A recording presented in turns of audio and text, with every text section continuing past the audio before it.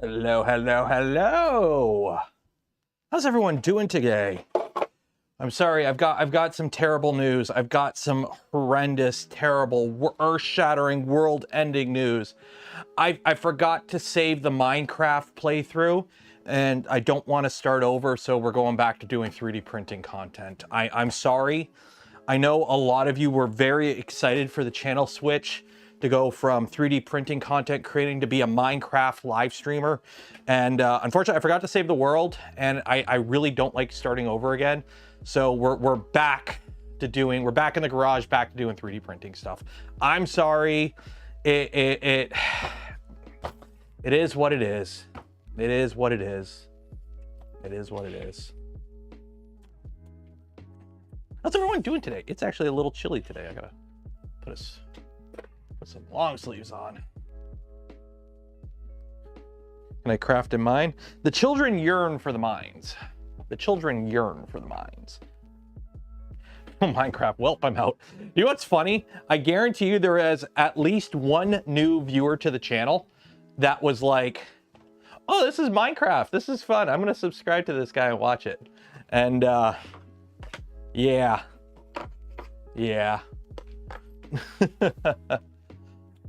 Happy Friday. Happy Friday. So I did a poll what you guys wanted to see, if you wanted to see box turtle stuff or ProForge stuff, and it was a tie. Since it was a tie, I did my executive decision, and we're doing ProForge today because it's ProForge Friday. Because it's Box Turtle Tuesday and ProForge Friday. So Tuesday we'll carry on with the box turtle. In the meantime, I played around with this. This is 3D printed TPU scales on a mesh. So it's embedded in the mesh. So it's TPU and it's scales. They're just red scales. They're TPU. I probably could have printed with lower percentage infill and walls. These are pretty stiff, but it's on a mesh.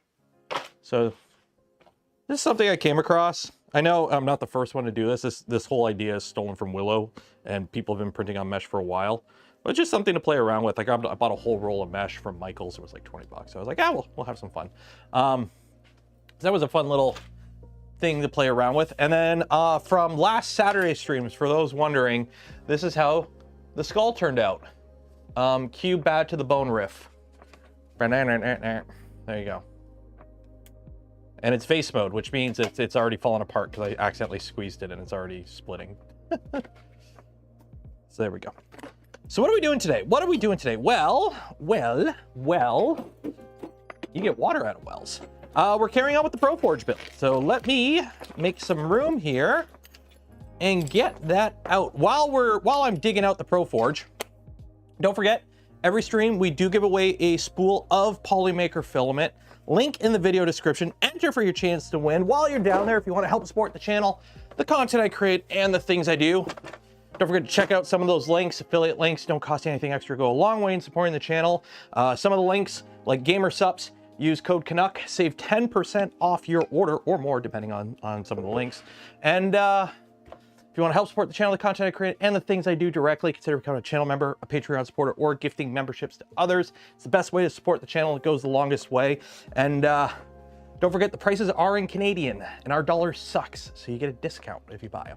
And I've, on the request of some members of the audience, I mean, when people ask, and it doesn't cost me anything to do it, I do it. I've added new tiers to the channel memberships. The $2 tier, the tiers that were there before are still there. I've gotten rid of like the $150 oil prints tier that nobody ever went, but I've added some more tiers because some people wanted to up their membership to support the channel more. So I bumped it up. So there are some higher tier memberships for those that want to support the channel a little bit more.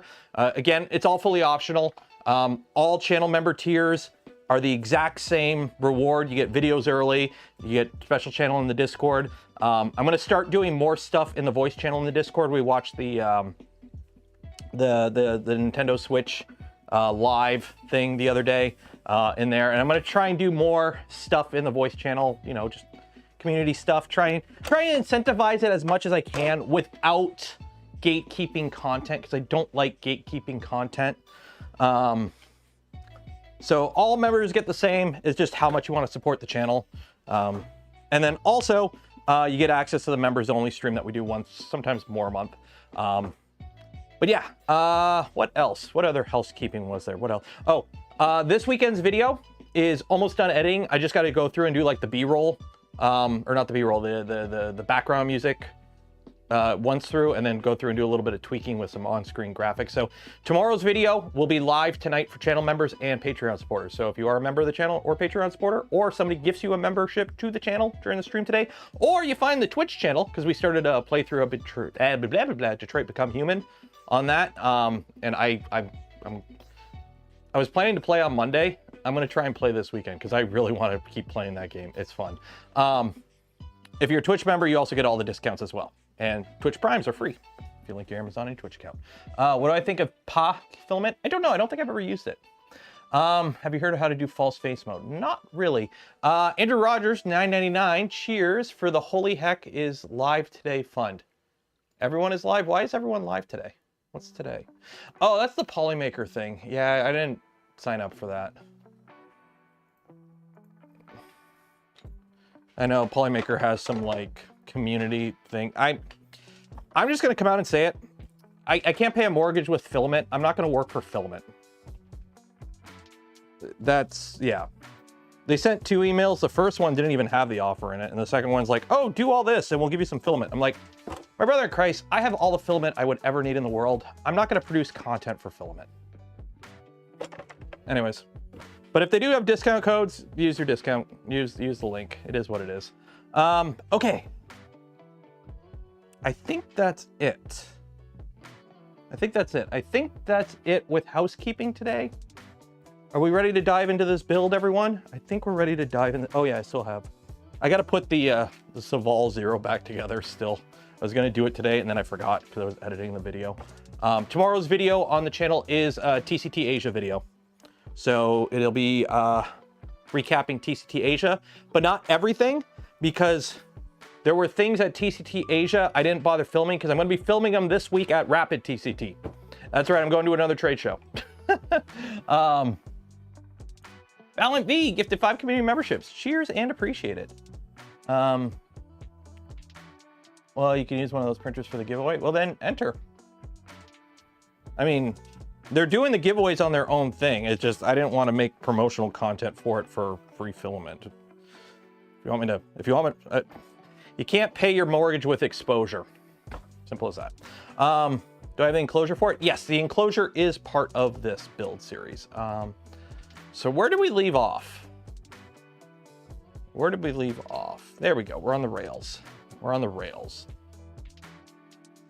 So again, before we dive into this, YouTube disclosure, MakerTech 3D was kind enough to send over the ProForge kit free of charge for the purposes of this build series. I am not being paid for this build series. However, I do get to keep this kit when I am done building it. If you consider that payment, that's on you. I personally don't, because I can't pay my mortgage with 3D printer kit. That's usually my description of if I'm getting paid to do something is, can I pay my mortgage with it? If no, well, I'm not being paid to do it. But disclosure, I am being compensated to do it because they're letting me keep this.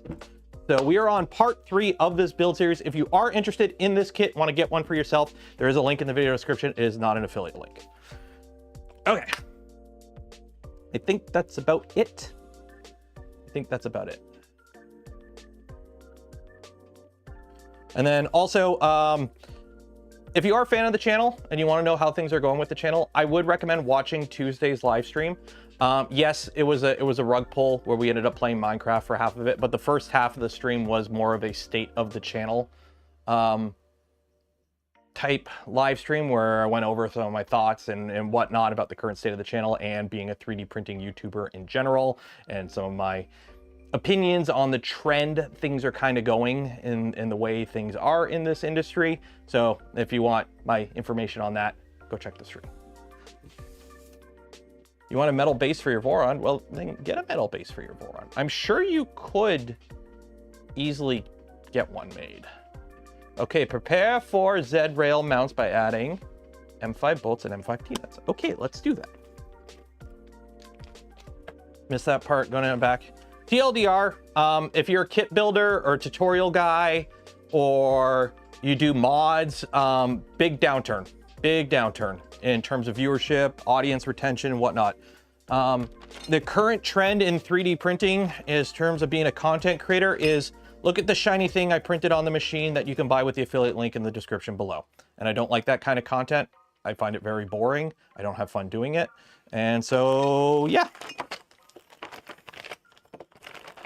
So I need these guys. Ooh, everything is nice and anodized. I like this. How many of these do I need? I need 4 Z rail mounts. Okay. So are these all the same? What's a sponsor? Sponsor pays you to do stuff. And yes, I know people can, technically I am sponsored for this. I have to put this printer on my taxes. For those that don't know, if you get free stuff as sort of any form of compensation, so even if like a company sends me a free printer, that technically counts as income. So I have to report it on my taxes. I am missing a chunk out of my beard. There's like a chunk of hair that stopped growing for a second, and it's like I gotta clean my beard up. I gotta fix that. It's really annoying. I just do this right.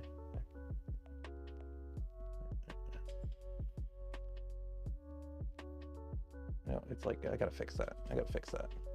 Make it work. Figure it out. Let's unwrap all these. That's gonna annoy me. I'm just noticing that right now. Like,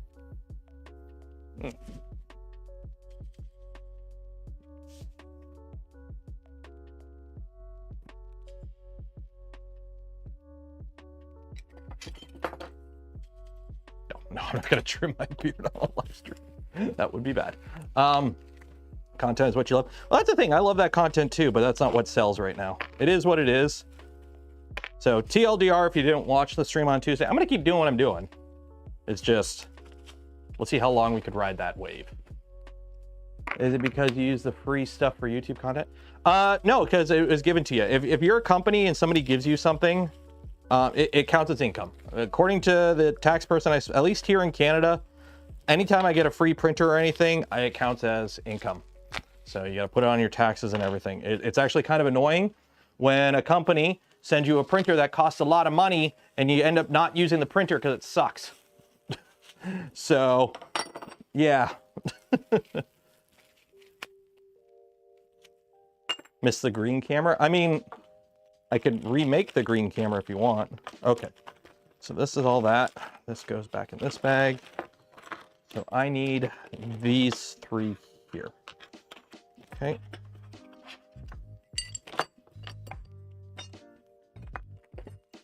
Yes, I did see what happened to Alan. That shit sucks. I did not realize he was renting. I thought he bought a house.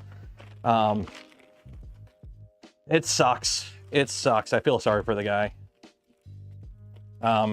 Go sub to his Patreon or whatever he's doing to try and, yeah, because he's going to have to, I mean, on the bright side, with the economy tanking right now, he might luck out and find a deal. I mean, as shitty as that sounds, he might luck out and find a deal because the economy's tanking. M5s. I need M5s. M5 fasteners. There we go. These are all M3s. Portland rental. Oh, shoot. These are all M4s. I'm spilling everywhere. Yeah, he's in Portland. He moved across. Why did he move across the country? I don't know why he moved across the country, but I mean, that sucks. Well, yeah, because in the U.S., well, it's in Canada too, where companies are buying up all the used market so they can make money selling rentals. It really sucks. It really sucks. West Coast, best coast. I mean, oh, family? Okay, that makes sense. I mean, all my family's here, so I can't go anywhere or... Put it this way, if I try to take the little guy away from Nana, that shit wouldn't fly. Am I missing M510s? Are these M510s? I think these are the M510s. Okay, I've got screws everywhere because I think I ripped a bag open.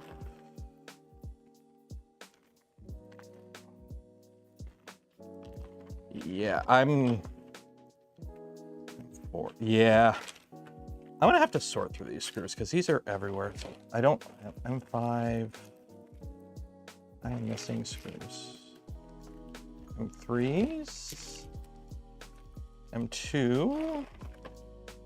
Where are M510 button heads? Doesn't help half of these bags ripped open. Shoot. Yeah, I'm gonna raid my stock because I'm not gonna find these. I've got 2 M5 10s, and I don't even know where the M5 T-nuts are. M5 T-nuts.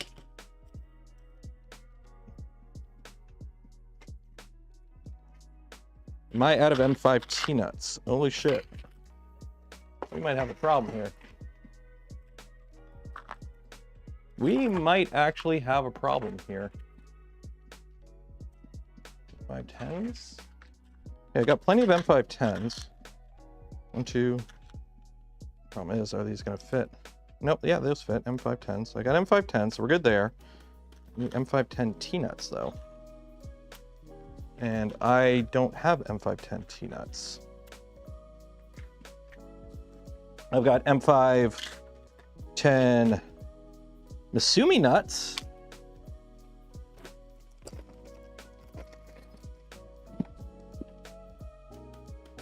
Nope, nope, nope, nope. Nope. Ah, we might have a problem here.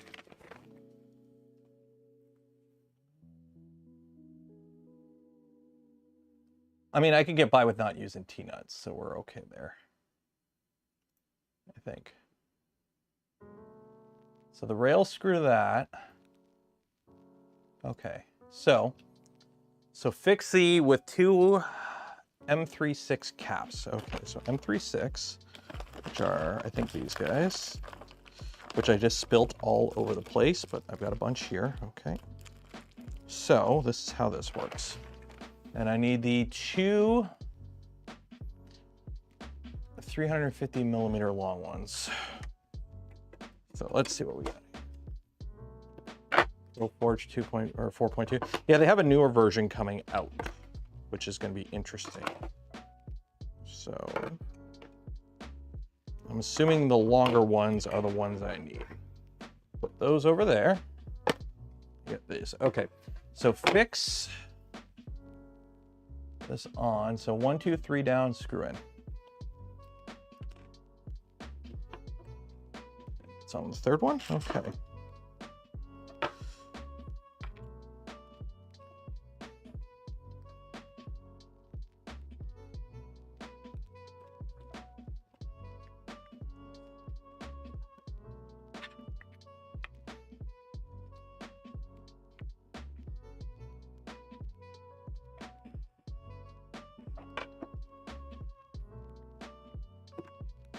One, 2, 3.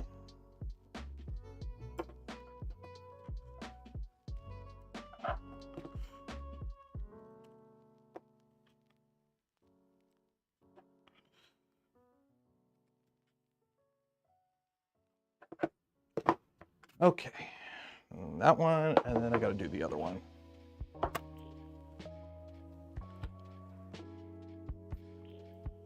Yeah, the upgraded version of this machine that he's working on is basically the same machine, just bigger and a bit more capable. And I think there are some design tweaks, but nothing like crazy different. Like it still uses the same tool head style and whatnot. There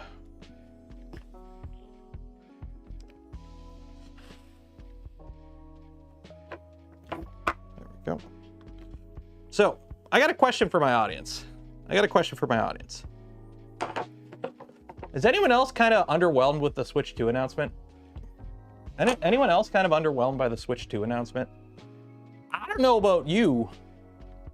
I'm very whelmed.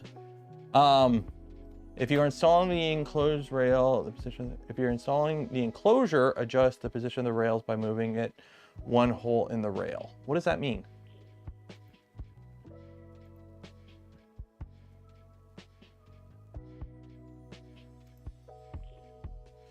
So if you plan to install the enclosure, take a look at the next step regarding the position of the brackets. Okay, but Oh, move it up to the 2? So it's, okay, so, okay. So I gotta move this one up one. $80. Yeah, it honestly is very underwhelming. Like, I think the price, like, especially right now, there's the From Software game, but I mean, like, a Mario Party or Mario Kart whoop-de-doo, I'll be honest. So that's gonna go there. On this one, gotta move this one up one. I'm very whelmed. Like, there are no bad products, just bad prices, and I think it's about $100 too much. Because it's too much to be well, I'm gonna buy it because it's a better Switch. Like, there's no point in buying it if you just want a better Switch at the price it's at, and there's no games that are really like, oh my god, I need this game. Plus, they had to pause pre-orders for it because of the tariffs that are coming out. So I'm like, oh shit. Okay, so the fun part is, how do I orientate this now?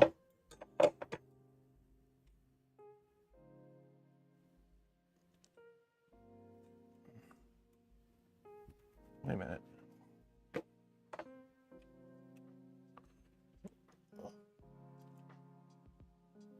Oh, 1 second.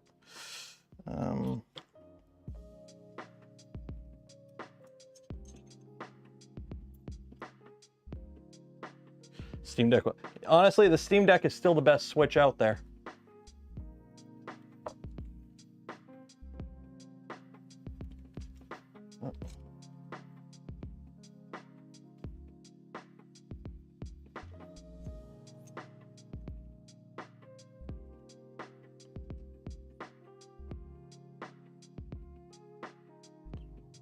There we go. Yeah, the Steam Deck is still the best Switch. Okay. If you're install, okay, but where do these go? Where's 20 millimeters above the bottom extrusion? Okay, so 20 millimeters above the bottom extrusion. Do I have anything that I can use as a spacer that's 20 millimeters? Let's go gambling. Let's see what we got. How big are these? How thick are these?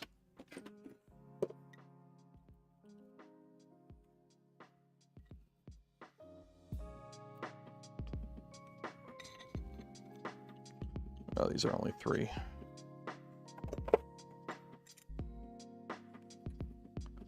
Has worse battery life. It does have, well, it's more powerful, right? Oh, yeah. Trying to be lazy and find something I can use for a shim that's 20 millimeters thick, but might not be able to. Okay, I'll just eyeball it. Okay, so we need to put this in. So let's get my M5 T-nuts that aren't T-nuts and just kind of put one in there and one in there. The Steam Deck. Well, honestly, here's the thing, like, my Steam Deck plays Switch games better than a Switch. So it's going to be very interesting to see, you know, how that fares out in the long run, where people might just go, you know what, screw it, I'm just going to buy a Steam Deck too.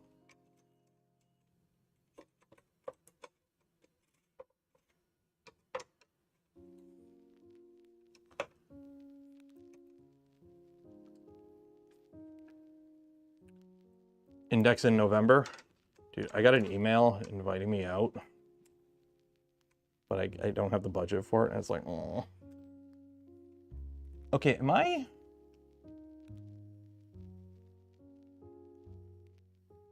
Did I grab the wrong rail?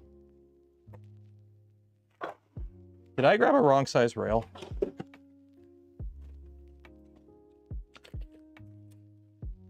Shit, I grabbed the wrong size rail. That explains why that looks weird. Wrong rail. Fix this quick.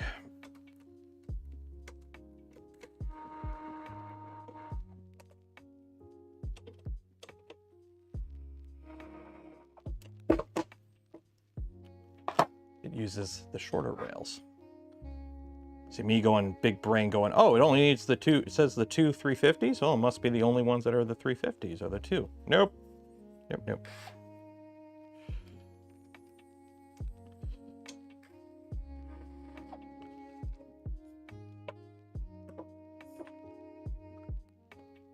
"45-degree rail is an interesting choice." It makes sense, I think. I think it makes sense.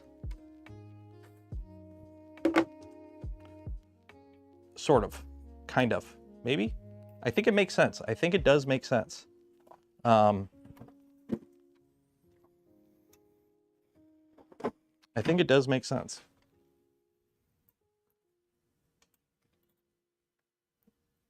Because that way it's actually facing more towards the thingamabobber, or the doohickey and the whatchamacallit.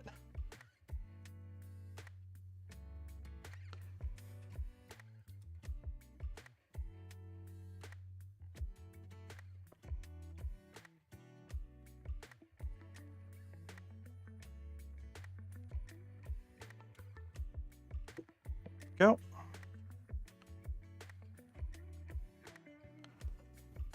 Yeah, think of it this way. Yeah, for who said that? Who said that? It makes sense. It's giving you time to put some money away and make sure you have enough funds on hand for it when it comes out on sale. Simple as that, right? They're giving you time to save up.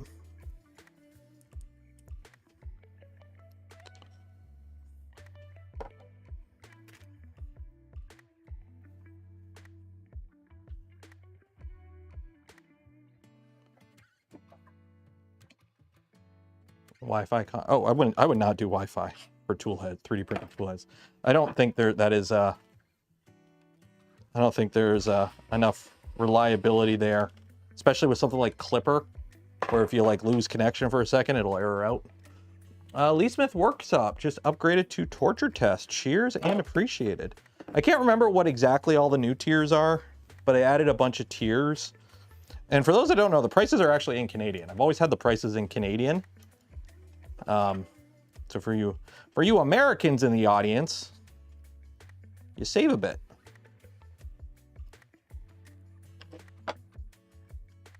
Because in these tough economic times, you know, trying to be nice. Trying to be nice in these times of economic uncertainty. I'm trying to make it a little bit easier on my American compatriots.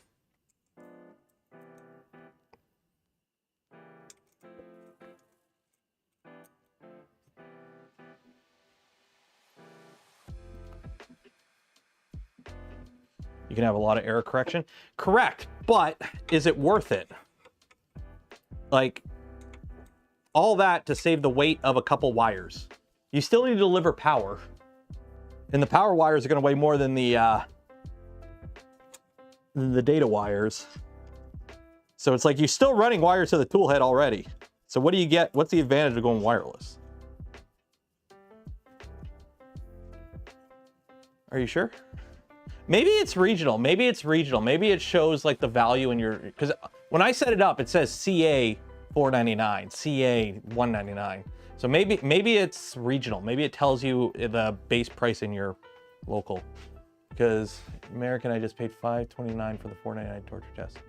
I don't know. Is there tax on it? I don't even know if there's tax on it. I think there's, I'll be honest, there probably is tax on it.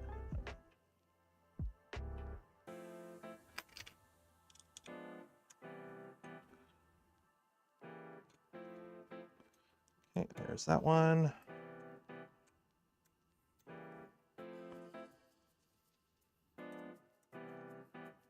There's that one. Everything is taxed. I mean, that's how it works, right?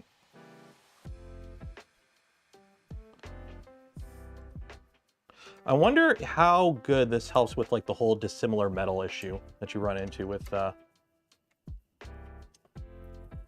metals, because it's aluminum frame but steel rods or steel rails. Get your mind out of the gutter. Okay. Mount the Z rail to the rear frame as shown. Does it just mount to it? 1, 2, 3. Just 3?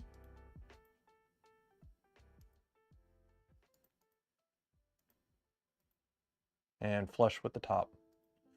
Okay. I guess just 3 and flush with the top. Oakley dokley.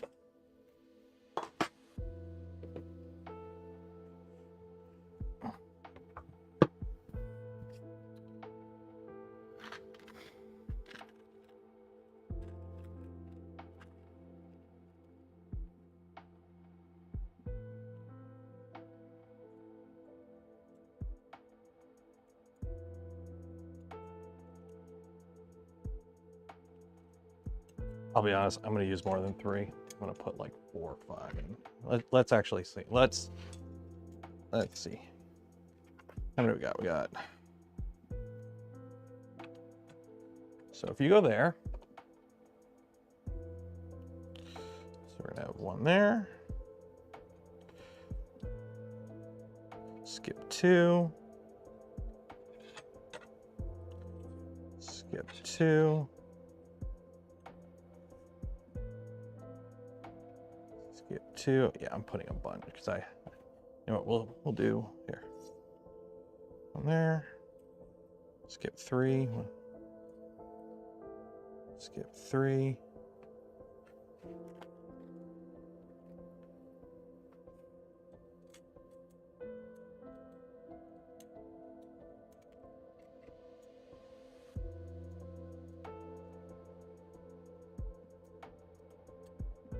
There we go.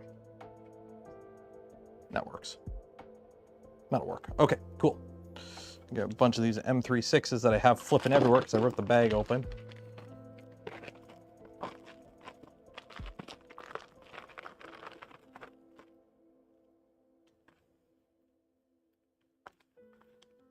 I will say it is nothing against the kit, but these like this house, like it's probably the most economical way to get a bunch of random screws for a kit made up in these little packages.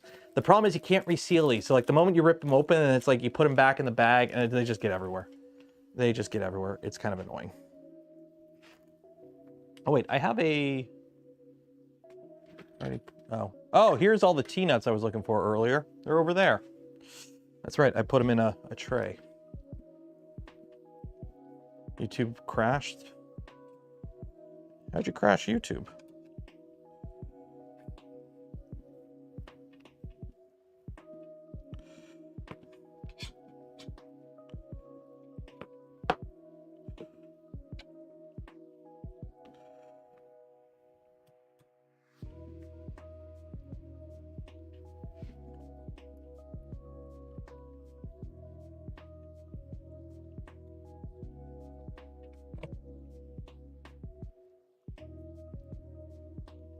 Is there anything to help with ringing, converting to linear rail, some type of dampening? What do you mean ringing to linear?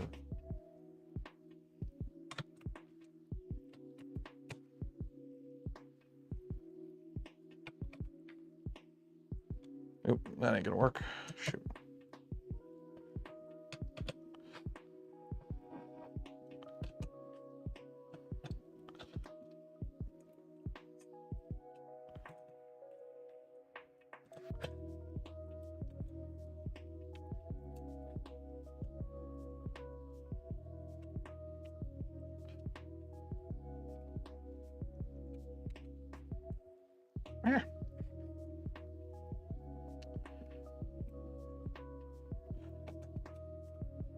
There we go.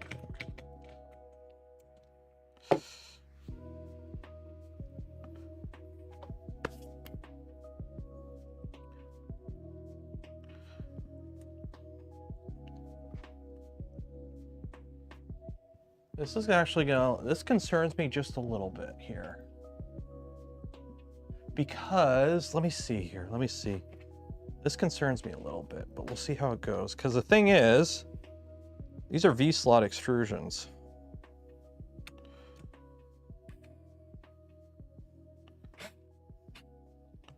These are V-slot extrusions, which means they should be relatively self-centering. But I'm worried. Oh, I just...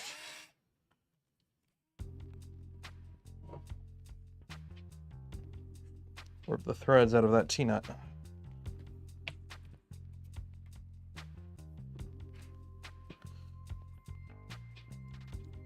Try for one here.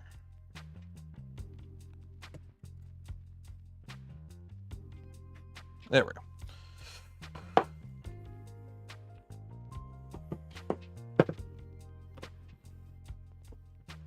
Yeah, that is exactly what I was worried about. So, these are V-slot extrusions. So what happens is when you put it in, it sinks ever so slightly. The problem is you have a flat extrusion here. So it's self-centering. And I don't think this actually goes up all the way. But the rail's bent. The rail's now bent here. This is bent. I mean, let me see if I can... Here, let me crack this and see if it'll find a home. Maybe it's just not centered right.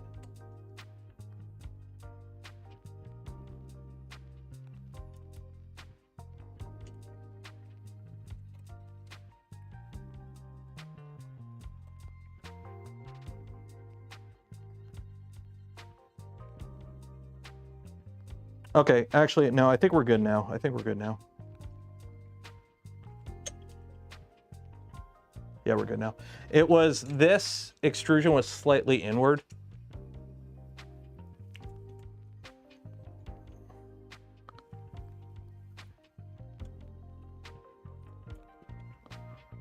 So.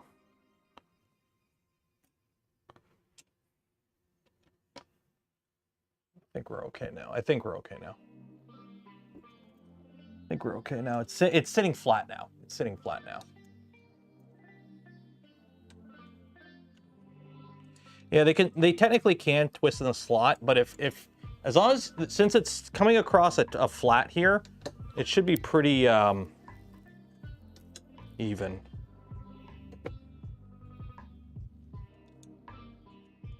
Or at least hopefully.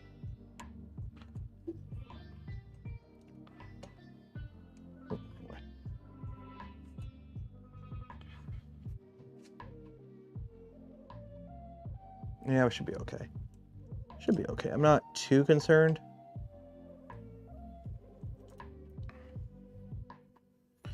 If it becomes a problem, I can fiddle with it.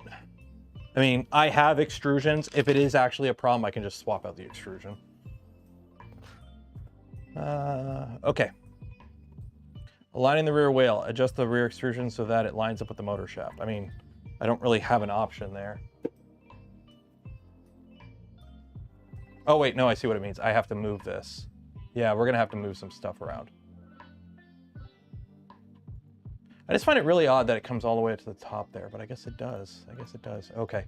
So now I have to loosen all those because I have to align this to this. Loosen the exact distances. Okay, so it's not centered perfectly. It's 219.5 millimeters. Okay, so now we got to loosen all this and move it all around. Shimmy, shimmy, shimmy, shimmy.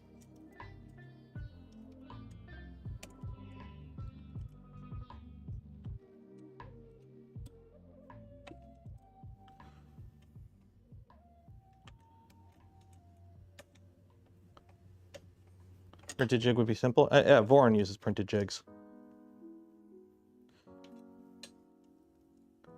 Probably got some somewhere on my desk, but don't have any on hand right now. But yes, Voron uses printed jigs. I have for a while when it comes to the extrusions. There we go.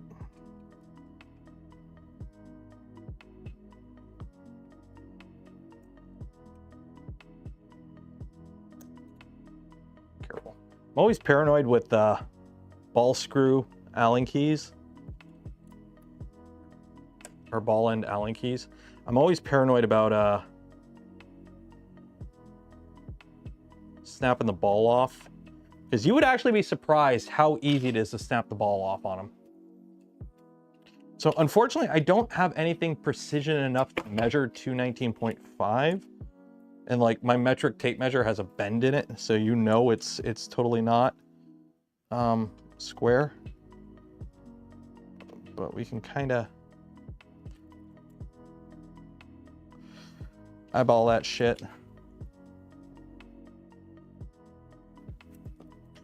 There, I guess. This is gonna be fun. I mean,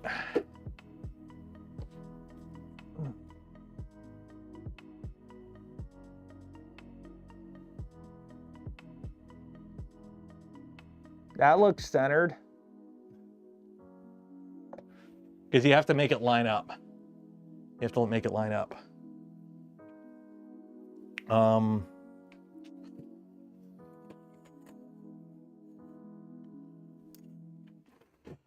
Let's see here, 219.5 millimeters, 2 inches. That is 8.64 inches. So I've got my handy dandy Mitutoyo inch standard measuring device here with the piece of tape. So 8-inch, 6, put that in fractional. 8. What is 8 points? Well, it'd be thou. So 8-inch, 640 thou.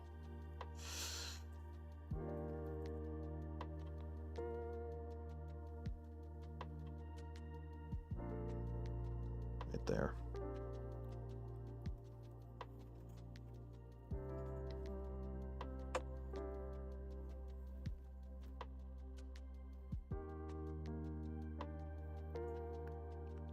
There we go.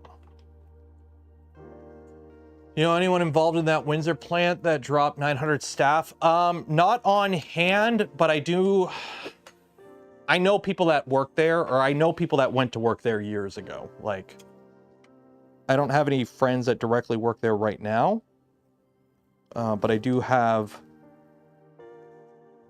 the knowledge of some people that work there. It sucks.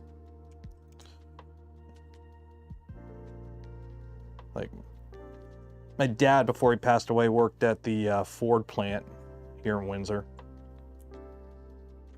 It's an automotive town. It kind of sucks because my backup, if the YouTube thing, you know, were to ever end and be like, okay, I guess I got to go get a job again, was to go back into the trade, because I worked in tool and mold making. The problem is that entire industry in this area is extremely heavily reliant on the automotive industry in the US. And the way things are right now, yeah, yeah. Okay, that seems good. I mean, as long as they're...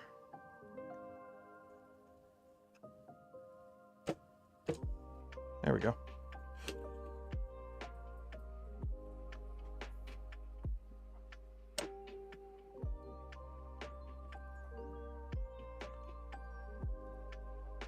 There we go. Made in Ontario. You would be surprised how many cars are made in Ontario. Like, Ontario is a massive automotive industry. Like, it's insane how much of like this town here was built by North American Auto. It's like everything's so intertwined. I mean, even freaking old Muskie there. Guess what? He got the molds for Tesla and SpaceX, the Starlink terminals, the molds for the Starlink terminals, the molds for the freaking Tesla vehicles. Guess what? They're made in Ontario.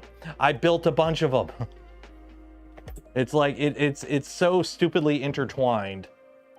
And the thing is, like, I am not an I've taken a stance that I am not an economic person, economist. I'm not an economist. I don't know jack shit about tariffs and trade deals and whatnot.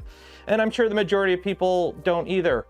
But instead of me spouting political points that I'm just regurgitating from whatever side I belong to, what their puppet masters are saying, I'm just gonna go, hey, when a bunch of people who actually do this shit for a living are saying this is stupid, I'm gonna agree with them.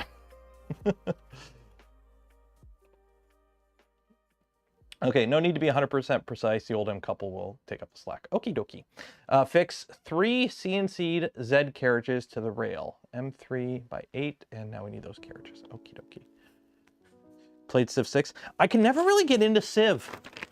I've tried multiple times over the years to get into Civilization. I have Civ 6, I think. I couldn't. I don't have the time for games like Civ. Experience from the complexities of modern. Yeah, it's you can't go back to the way things were because that's not that world doesn't exist anymore. Things have changed so much. It's like you can't just like, well, it was good, it worked for us then. It's like, no, it didn't. That shit made the Great Depression worse. Okay, where are my M38s? Do I have a whole bunch of them out already? No. M38s, good old M38s.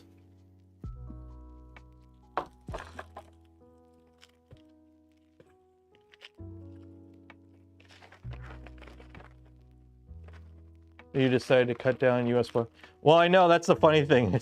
I see like little Marco's like, oh, you guys need to spend more money on defense. You need 5%. And the countries are like, okay, we'll do it, but we're not going to buy American stuff. And he's like, no, not like that. No, you need to buy it from us.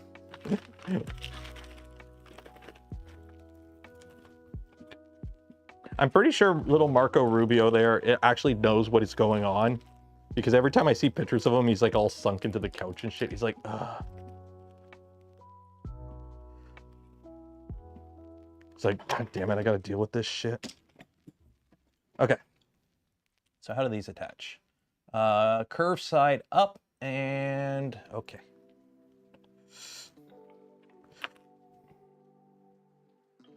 Why would anyone buy American now? That's the thing. Why would you buy American? Especially when it comes to defense equipment, it's like they have kill switches in it. And yes, I know it's not like a true kill switch, but you're now reliant on US supply chains for stuff. And it's like the US has shown that they're willing to stop being a friend.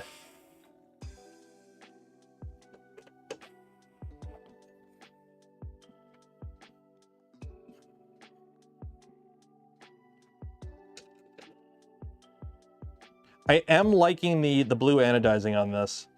It's very reminiscent. I had a Game Boy. The first Game Boy I ever had was a Game Boy Pocket Ice Blue Edition. So I am a sucker for like blue anodizing. It's my jam.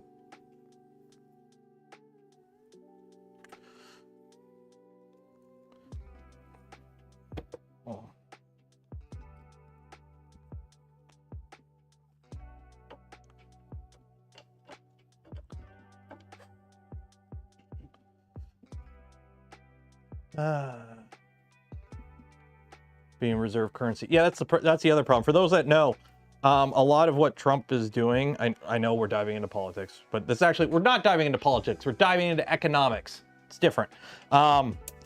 Basically makes the US currency not look like the currency you want to, you know, have as the base world currency.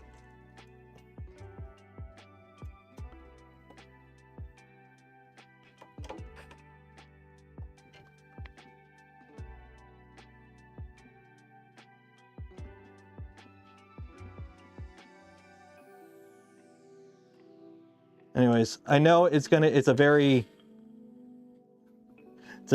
touchy subject for some people, so let's move on before people in the audience get a little heated.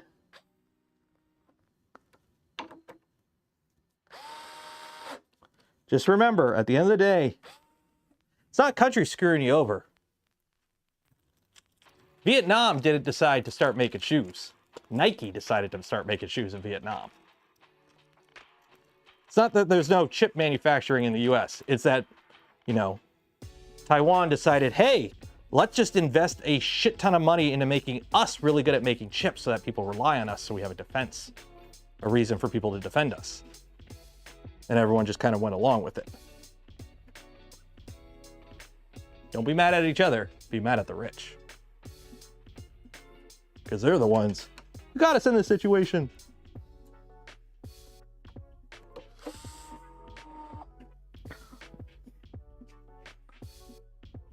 Stock market's so bad. I don't have any money in the stock market right now other than some basic retirement savings plans, which I'm not pulling out anytime soon, so I'm not too worried about the stock market. But in a roundabout way, I'm super concerned about the stock market because the majority of my income depends on you guys enjoying the content and becoming channel members with your disposable income.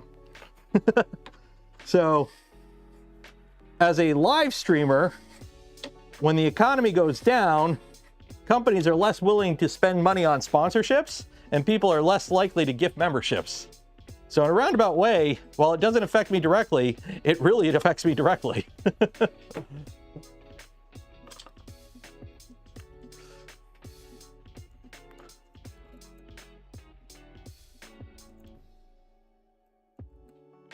So why not save now and enter for a chance to win some Polymaker filament? Link in the description.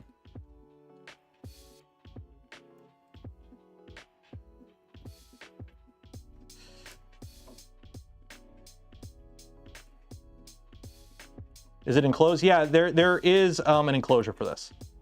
There is an enclosure for this. Ben Butler gifted 5 community memberships. Cheers and appreciate it.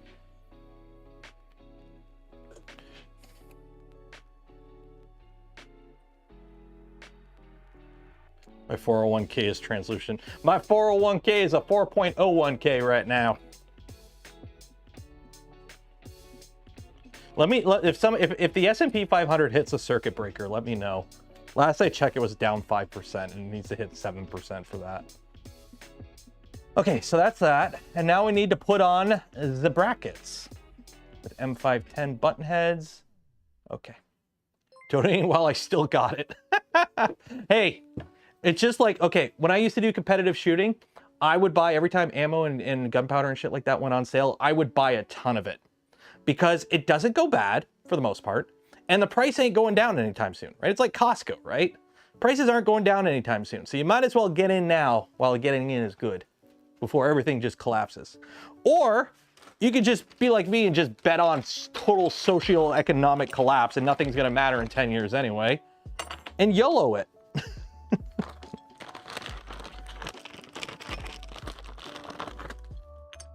So we got those. How does this attach? How do those attach? Oh, they attach from the bottom. Okay, they attach from the bottom.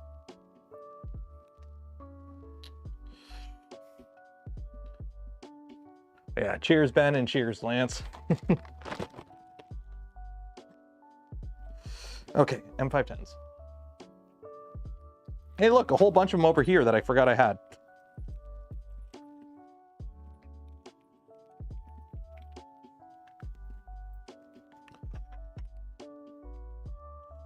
So I think these are all the same orientation. Yeah. And that goes like that. Okay.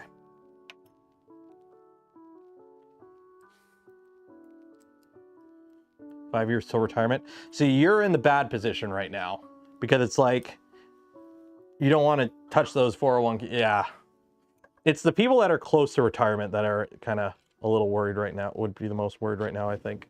That is an M4. This is an M5. I'm like, why won't this fit? This is why. Buy a Swiss machine and make all the freedom seeds you want. And finish making a bunch of 50 cal at 30. That's just the bullet. You're not making the whole round. Like, you're not making the whole round for that. 57C. That's just the... Also, Freedom Seeds is the dumbest name in the world. I'm sorry. Freedom Seeds? That's the stupidest name in the world.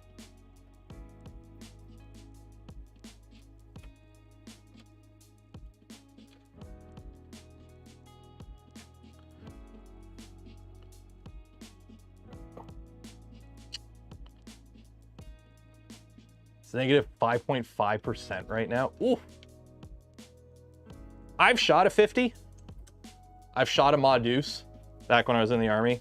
We got to do I never actually did a full course on it, but on my machine gunner's course, which funnily enough doesn't include the M2 in Canada, it was mostly C6 on the tripod for like indirect fire and final suppressive fire and all that fun stuff. Anyways, long story short, they brought out the M2 for a familiarity class on it. That was a fun day. Just chunk, chunk, chunk. Okay, next. Like, oh. Impressions so far? I'm liking it. It's going together pretty good. I'll be honest, it's not often that I build printers like this, where it's a lot of machined and stamped parts. Obviously, I build a lot of Vorons and other machines that use a lot of 3D printed parts. So the closest build to this build would probably be, shoot, what was that other one that we did? It was a cube. Second. We did a second build a couple years ago on this channel. And I'll be honest, I'm liking this more than the second. This seems a lot more thought out than the second build. The second build felt weird to me. I wasn't really happy with the second build.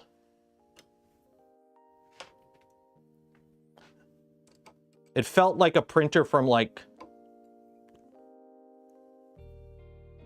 It felt like an older printer. This feels a bit more well thought out design wise. Seems rigid. Oh yeah, these are good. Doesn't matter which way. No.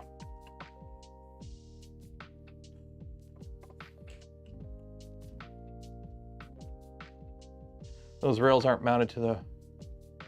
No, the rails are mounted to the extrusions, but they have little clips to make them mounted on a 45. They should be fine. I mean, like, why would they bend? Like, the steel rails are probably stiffer than the extrusions they're mounted to.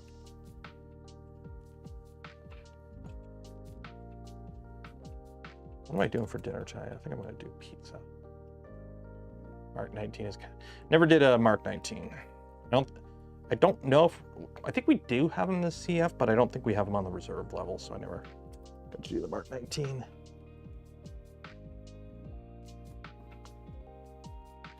And yeah, it is used as indirect. That's what the Ukrainians use it for.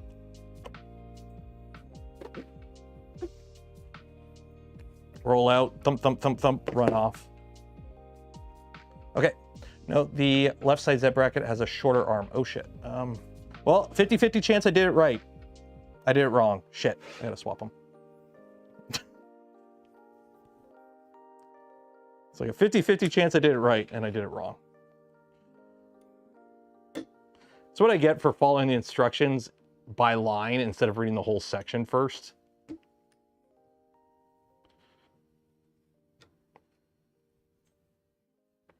I never built a Jubilee.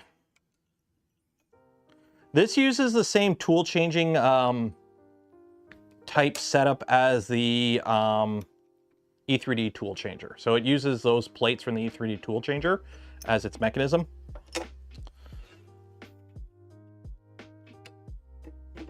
Oh, uh-oh. I just slid the carriage off. Okay, 1 second here. Well, I mean, it'll make this part easier. Uh-oh. I'll be honest, the only thing I'm not like about this kit so far is the button head screws. Stainless steel button head screws are crap. They are very soft. I find they strip really easily. If your Allen keys are not like perfectly within spec, they just kind of, I don't like them. I'm not a huge fan of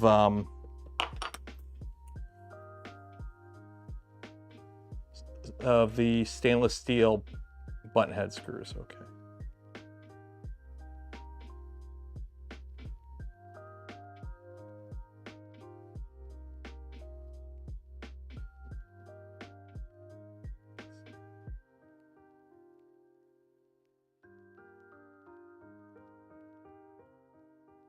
Oh yeah, I got it back on without losing any balls. Heck yeah. I am invincible.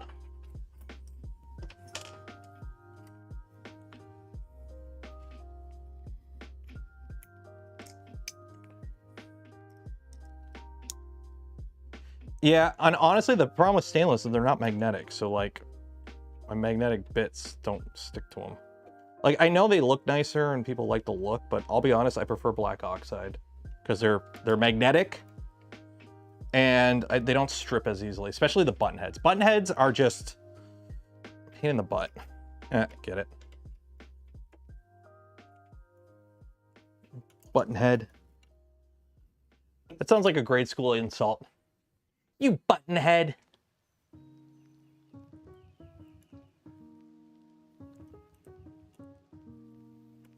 Alfalfa, get back here, you button head. Okay, so this is that. I really hope that isn't actually like a derogatory term that I'm saying. I don't think it is. And if it is, I apologize.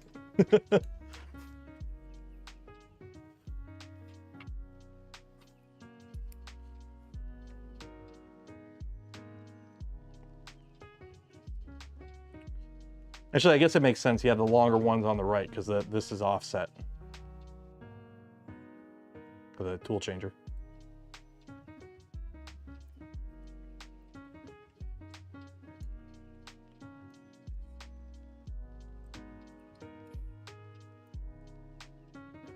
There we go. Okay.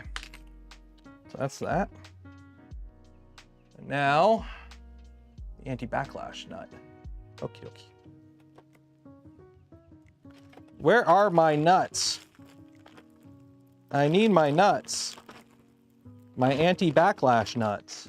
Are these my anti-backlash nuts? These are.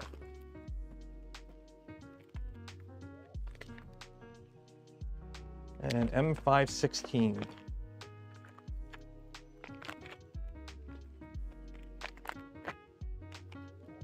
These have set screws in them. Okay.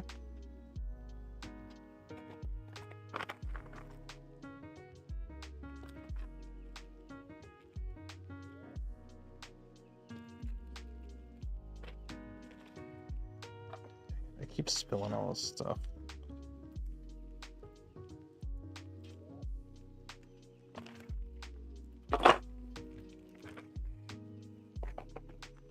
M516s.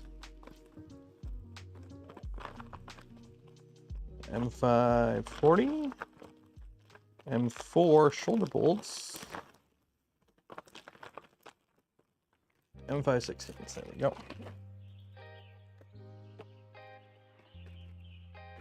Issue. Well, that's what I mean. Like, you need to have the right size Allen key. Because if you have, like, for example, this is a better Allen key than this one. This one, the stupid things were getting stuck in them, so be gone.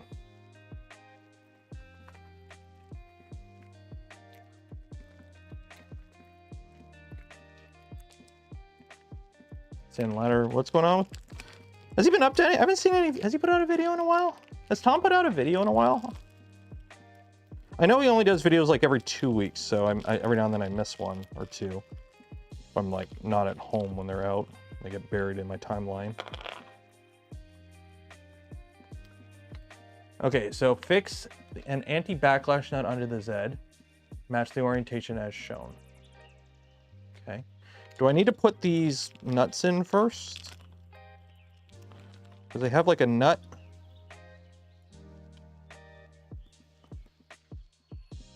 Where does this nut even go? That goes there.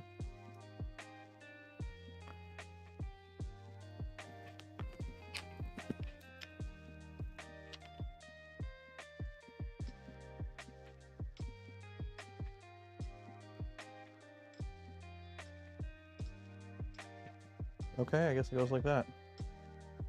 Okay. Okay. So that screws in. Like so. Okay.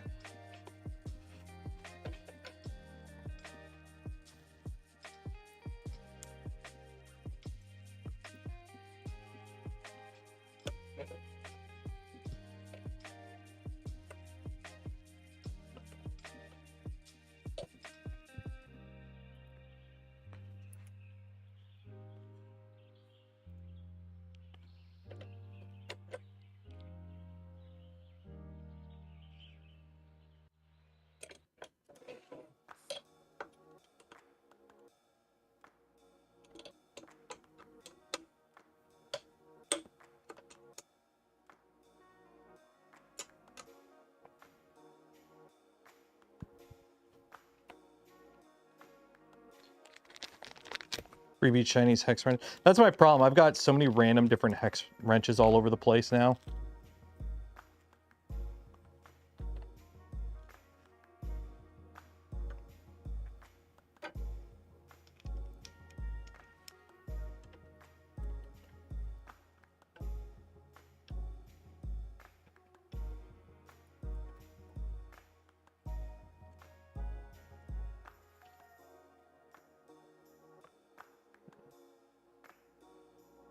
Create your own.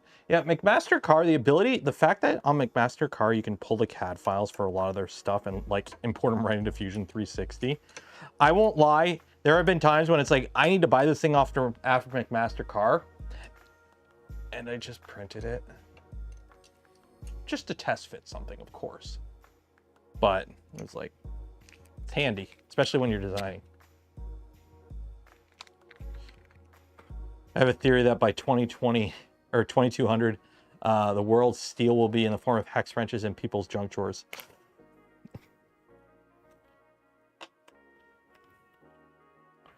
IKEA. It'll all be, the world will be controlled by IKEA and Costco.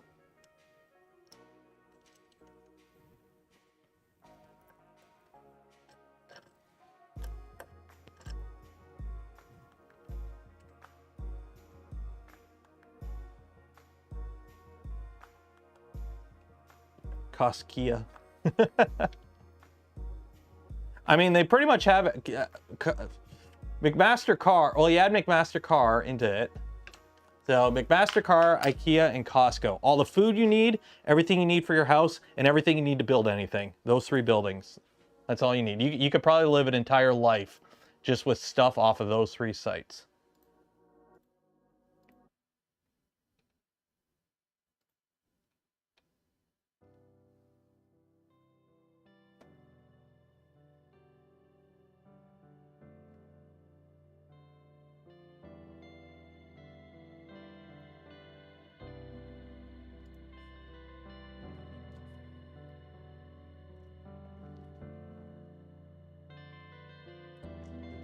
What was the one from Wally? By and large.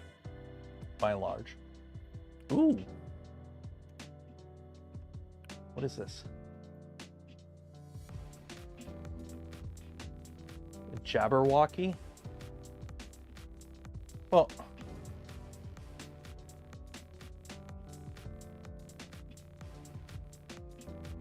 Maker Milo with LDO.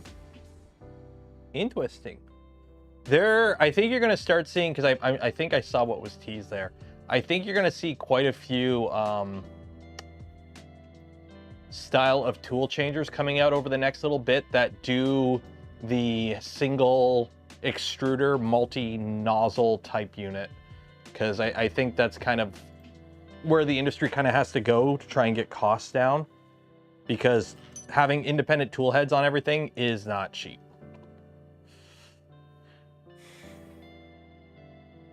Oldham coupler assembly. Okay, let's get these Oldham couplers. The existence of Oldham couplers means that there should be Youngham couplers. Would they be right? It's like, you know, the existence of casual sex implies that there is also a league of competitive sex.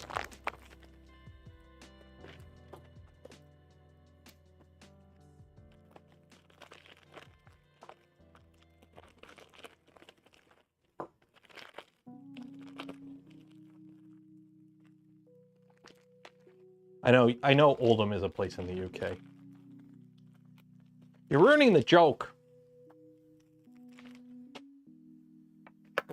By the way, tomorrow's video, which you'll be able to see early tonight if you're a channel member or Patreon supporter, because after the stream ends and I make dinner, I gotta go put the music on it and render it out and put it up. So you'll be out tonight at some point. Tomorrow's video ends with a very, very mature segment.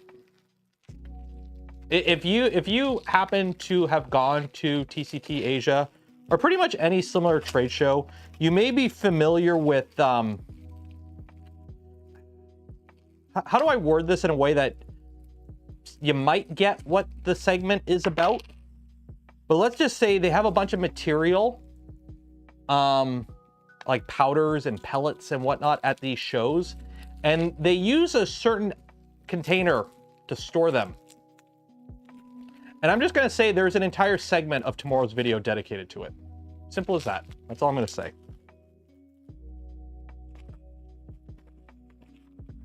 So, yeah.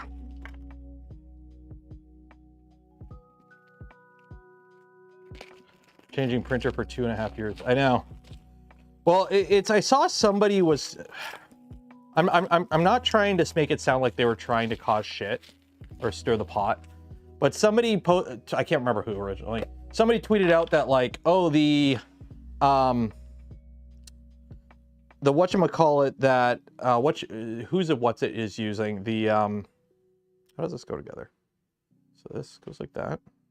This goes in here. And this goes in here. The index looks somewhat familiar to somebody else's ToolChanger that they were showing off on their YouTube channel a couple months ago. And they were like, oh, this person went and contacted Bondtech, and Bondtech told them, oh, we're not interested. But then they come out with this, and it's like, it's a copy. And it's like, you can't say that because they're not even the first people, like the person who contacted Bondtech, they're not even the first person to try this sort of thing. Mihai Design was working on something similar like a year ago, and then I'm pretty sure I remember seeing stuff like this years ago on Thingiverse. If you go on Thingiverse, if you go far enough back on Thingiverse, every 3D printing idea ever has been done on Thingiverse at one point by some random guy who uploaded a model. He's like, I'm trying this thing, and they never finished it, but it's on Thingiverse at some point. Like, you can find pretty much examples of everything from Slice Engineering's hot end and their patents on Thingiverse from before then. So it's just one of those things. But it's like, this idea has been done a lot, and it's different. It's like everyone's doing it slightly different. Unless it's a one-to-one copy, or you can prove that they specifically copied or stole your idea. I've learned this term from Minuteman Minute is a YouTuber, very good YouTuber. You should subscribe to him. He like debunks old like conspiracy shit about like history and whatnot, and like misinformation about history and other things. But one of his things he says is, looks like is not evidence. You can't just go, well, it looks like. Looks like is not evidence. There are 8 billion of us. There's going to be convergent design at times. It happens. It might suck for some people. Don't get me wrong. It probably does suck if you're working on something and a company comes out with something very similar to what you're working on. But unless it's like a one-to-one copy, or you have solid proof that they are copying you on purpose, it could just be a case of convergent design. Because, you know, people talk in this industry. Once somebody gets an idea and starts working on it, it is what it is. How many of these do I need? I'm going to need a bunch of these. All my little M3 screws all mixed together. So now I got to go through here and sort them all out. This is annoying.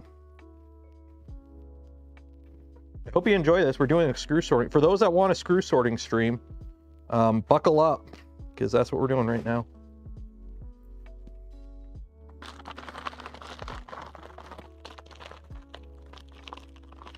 Yeah, Milo Rossi. Yeah, good channel. Good channel. Go subscribe to it if you're not.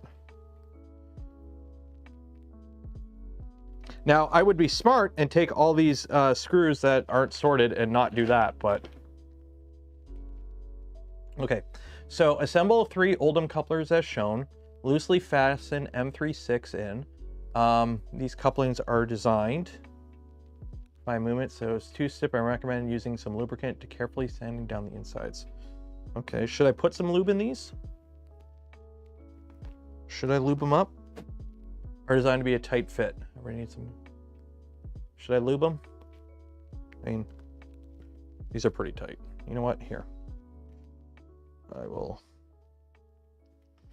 So I don't want to sand down the sides. I know what I'm going to do here.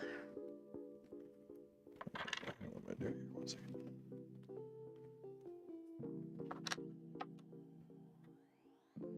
Always lube. That's what she said.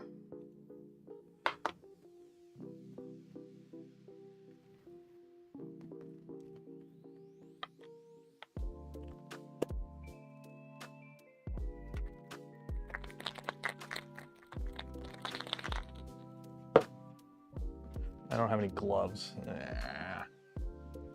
I got the crappy rubber gloves that came with the resin printer. Piece of cardboard. Cardboard. Get your cardboard. The weather is finally getting nice, so I can finally put together that electric bike the company sent me a while ago. They sent me an email like, hey, we sent you this bike a couple weeks back for a video and whatnot, and you haven't done anything with it. What's going on? And I'm like, I've been in China and the weather has been shit. And they're like, okay, well, when you get to it.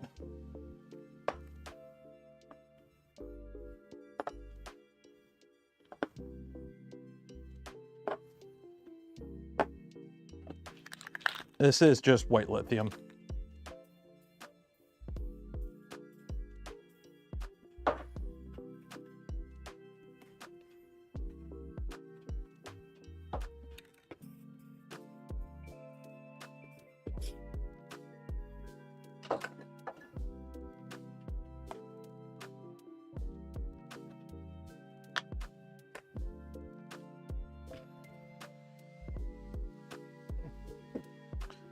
Go.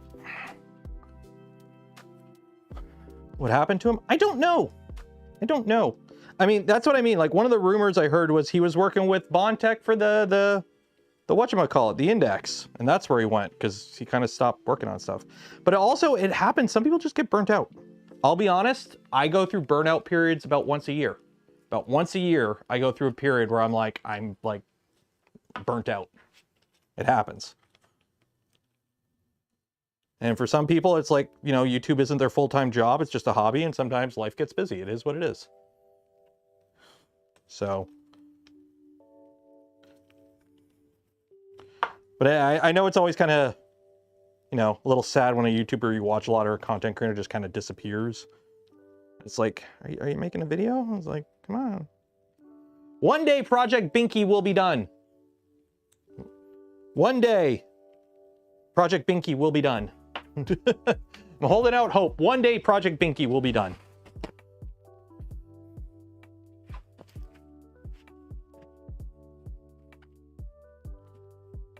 Binky will never be finished. It will one day, damn it. One day Project Binky will be finished. There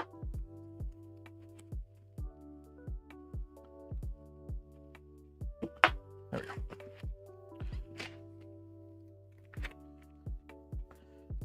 I mean, sometimes it's better to just end it on a high note too. It could just be, you know, well, I'm done. Sometimes it's just better to end on a high note than to kind of peter out. Like, how many channels just kind of should have ended years ago and they're still around trying?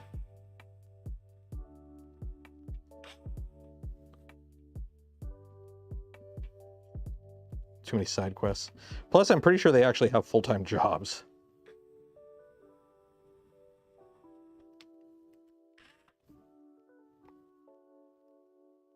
At the same time as Half-Life 3 drop. I'm a firm believer Valve should just one day have Half-Life 3 come out. Like, if they are working on it, just one day you launch Steam and Half-Life 3 is there on the front page. Just, oh, hey, Half-Life 3 is out. No marketing, no teaser, no trailer. Just Half-Life 3 is now out. And everyone goes into it without any knowledge at all. And I'm like, oh, that would be so cool. Because Valve's rich as shit, right? Valve is rich. They don't need the money. So potential lost sales on like not marketing it or whatnot, because you know the moment it drops, it'll sell like hotcakes. They don't need to get pre-orders. They could just come out one day and be like, Half-Life 3 is out. Have fun. And everyone's like, oh my God.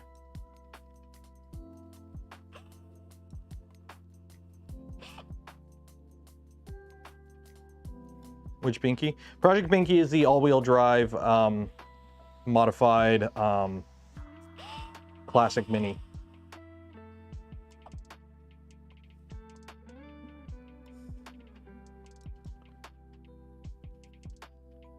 Half-Life 3 cope, I know. I mean, Half-Life Alyx came out during the last economic collapse with COVID. So since we're going through another economic collapse, and Half-Life 2 Episode 2 was just before the '08 collapse, or, you know, the year before the '08 collapse. So, I mean, like, technically, every time the economy shits the bed, there's a pretty good chance a Half-Life comes out, right? Ooh.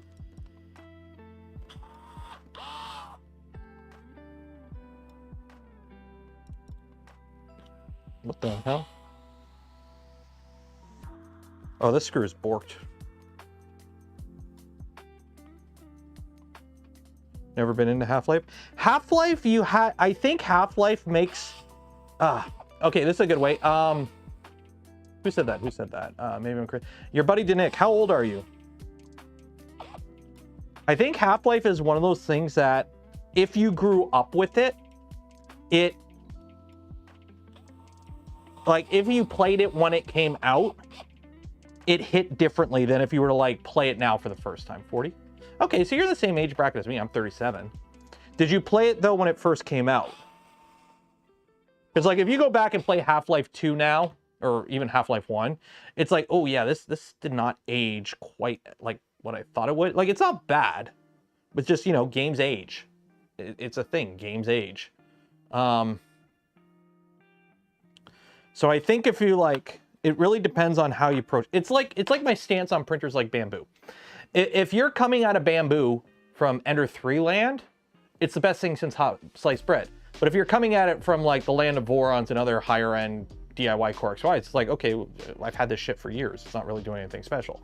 So it depends how you approach it is what your thoughts will be on it. So like if you come at Half-Life and you've never played it when it first came out and you weren't like around when what it was doing was groundbreaking, it's like, I mean, this is a fun game, but I don't get it. Like, I remember going over to a buddy's house and playing the original Half-Life on his computer and the original Counter-Strike, like 1.6, and it's like, holy shit, this is amazing. Because at the time, the only games I had were like my N64 and whatnot, and the concept of like, what do you mean there are no cutscenes? What do you mean the game is just one long event? And it's like, that blew me away. Okay, so now we got to put the Oldham couplers on the shafts. Now there are flats on the shafts, so make sure you at least get one of the screws on the flat. But for the most part, yeah. Let me find a good Allen key for this. Wait, is this the right size? Is this the right size? Nope.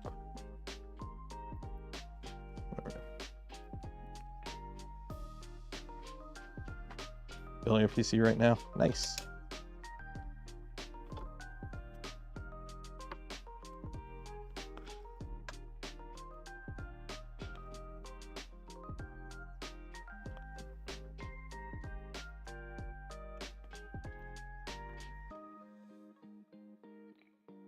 Patreon 1. I don't actually think I own 1.6. I mean, I haven't played Counter-Strike in ages. I don't really play Counter-Strike. I don't really play competitive games. I'll be honest. Competitive games on PC just aren't my thing. Like, I'll be honest, I'm more into story games right now. Playing the crap out of Baldur's Gate. Played the crap out of Baldur's Gate. I'm trying to do another playthrough before patch 8 comes out. But I keep like, I'll play for a bit and I'm like, oh, maybe I just want to wait till patch 8. And it's like, no. It's like, but I want to play patch 8. The new classes. Freaking Larian. Game's 2 years old. They're like, oh, we're putting out a patch. This is the last patch. And the patch comes out like, actually, okay, we're doing one more patch. You know, just adding some small things, adding cross-platform play. By the way, we're adding 12 new classes. Larian, you're making everyone look bad. And that's a good thing.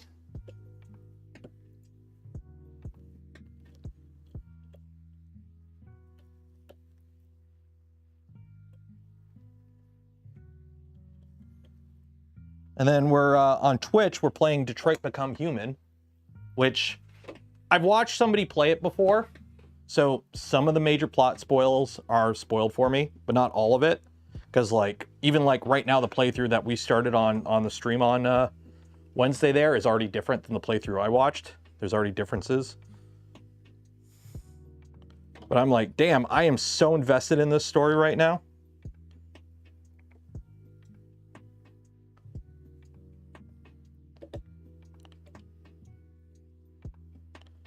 So for me, it's like story games are for me. Like, I can't stand games that are grindy.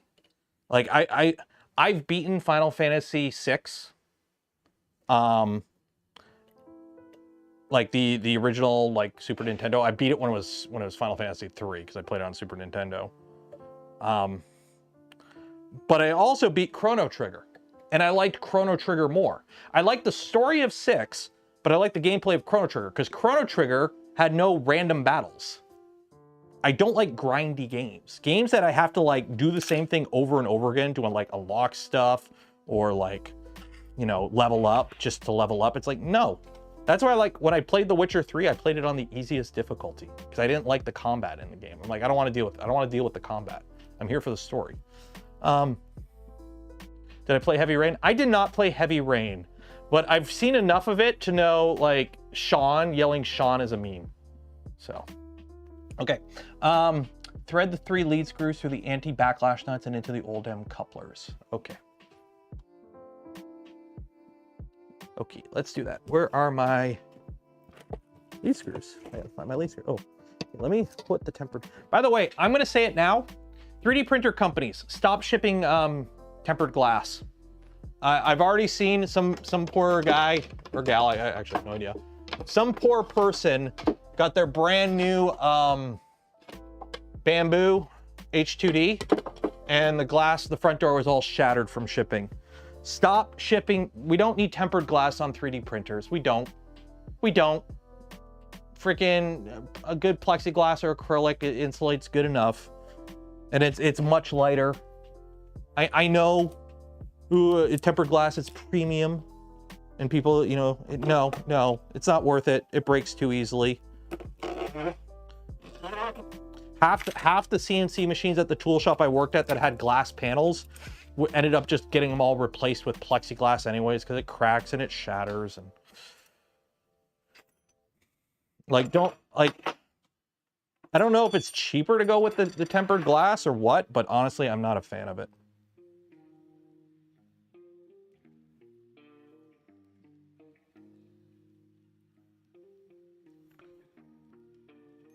Okay.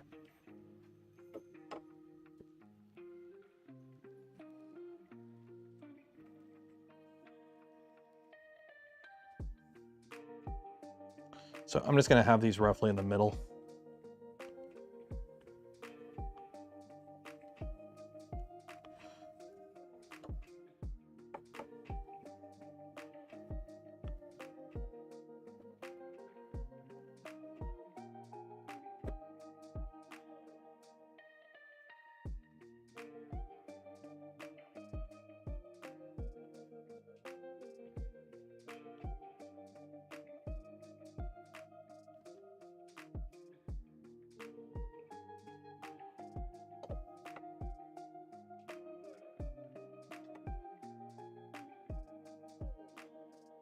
There we go.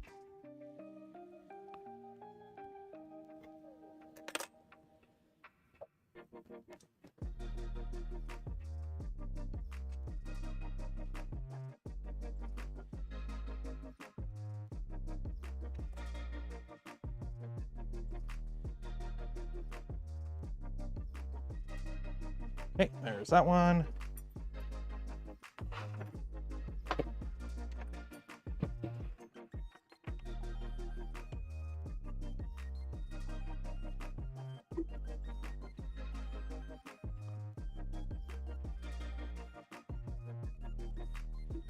Glass is cheaper at scale or they would not use it. I think that makes sense, but the problem is like it's the weight. It adds quite a bit of weight to the machines for one. And they're just, they break too easily. I don't know.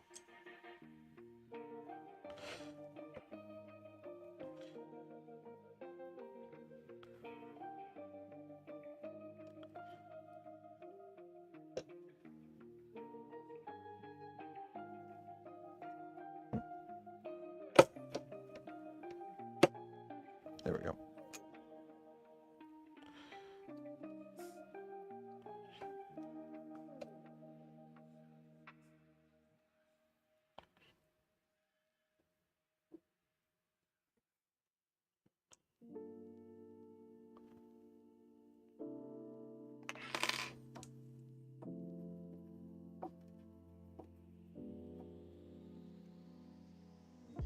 Chips don't scratch glass. That is true until it shatters. I've seen, I'm sorry, a carbide bit exploding in a CNC lathe. Yeah, that's gonna explode the glass very quickly.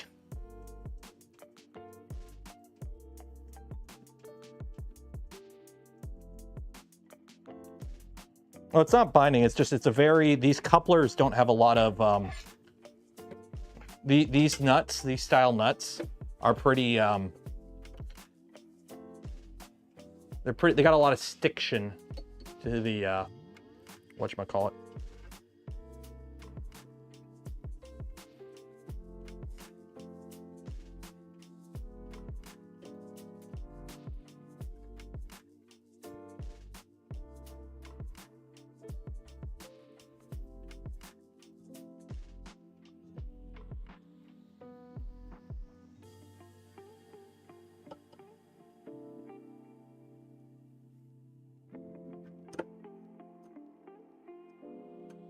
There we go.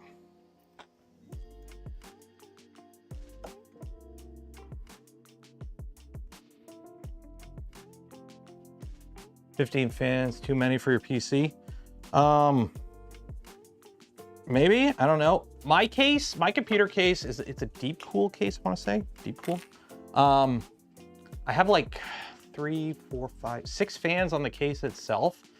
But I have like my temperature curve for everything is like flat like 20% until like 60 Celsius. And then from like 60 Celsius to like 95 Celsius, it's like 40% or something. And then it's like, oh, if it does get above 95, then yeah, the fans finally kick on, which works really good because most of the time, also I have it set for like a 0.5 or a 1 second lag. Because it's really annoying sometimes, like especially with like Windows, when you open a program where all your fans ramp up, but then they ramp right back down. So by putting like a 1 second lag, they don't ramp up right away. So those little spikes usually don't cause it to go nuts.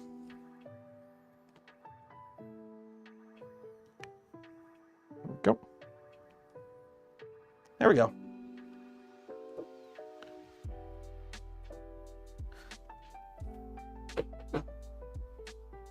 Yeah, there we go. Okay.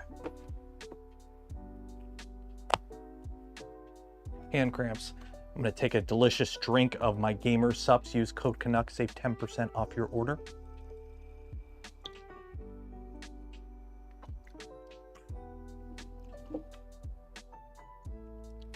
Now I have to put my anti-backlash nut in. I'm missing one. Uh-oh. Oh, here it is.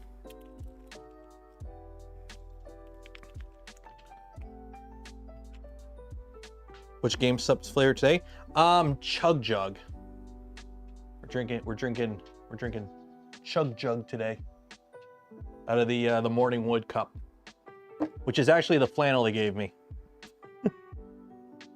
It's funny, every now and then I'll be going out and it's like, wait a minute, I'm wearing the Gamer Sub shirt. Eh, it's okay.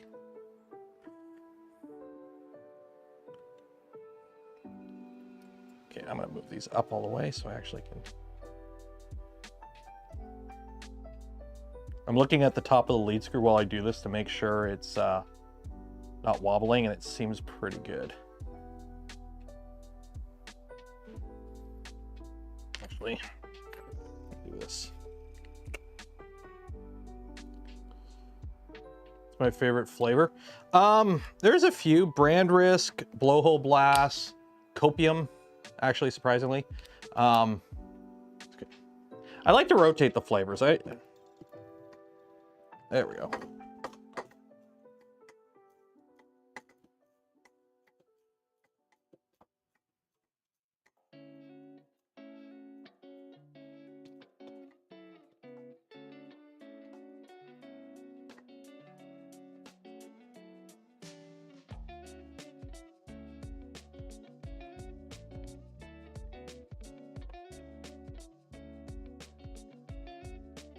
Anime thigh highs. I'll be honest, I'm not a huge fan of anime thigh highs. It's not bad. It's just not one of my go-to flavors. Good is good. Yeah, Branderis is really good.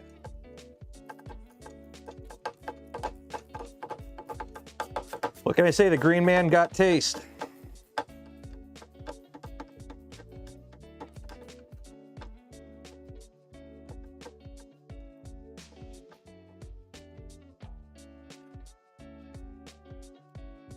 Orange creamsicle. Then I might be mixing it up. There's one that's like a coconut flavor that I'm not a huge fan of. I like coconut as coconut, but the coconut, the flavor by itself doesn't do anything for me. What's Brandrisk is like peach and something else. I can't remember. It's good though.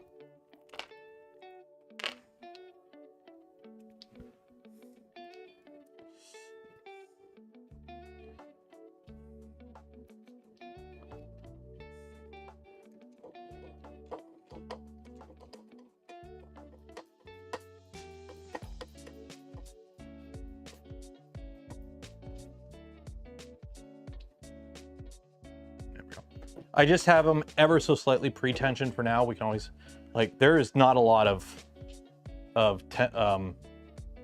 backlash on these already, so. Okay. Platform magnet. Before starting, clean the platform surface with an alcohol wipe to ensure there is no dirt or grease. Ignore any coolant stains as is normal. Stick the aluminum platform. Stick over the aluminum platform the magnetic flex plate sticker. You may find this sticker being magnetic stuck on the back of the... Okay, so we got to put the bed together, I guess. So we grab that. Okay, let me... Where is the... Oh, the flex plate's over here. I think this is it. Yeah, this is it. So let me put this on the ground for now. It's like, oh yeah, the electronics are under there. I got to be a little careful putting it down. This, put this up. This.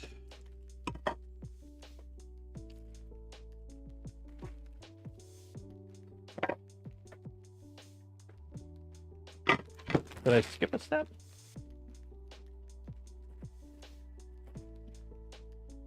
Okay, so let me double check here. Ensure that it's stuck as side shown as the image with the mounting hole has a recess cut into it. Okay, so this is like that. There's a recess cut into that. The magnet goes on top, and the magnet is probably in here.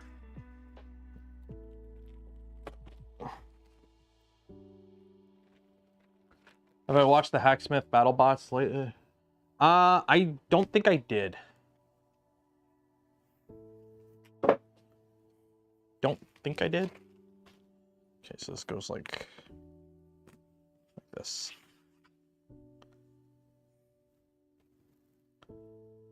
Okay, so let's get glove.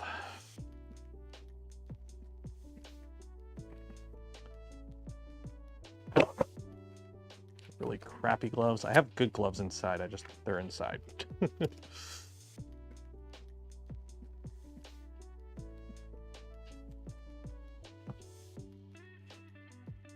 almost beat Tombstone? Damn.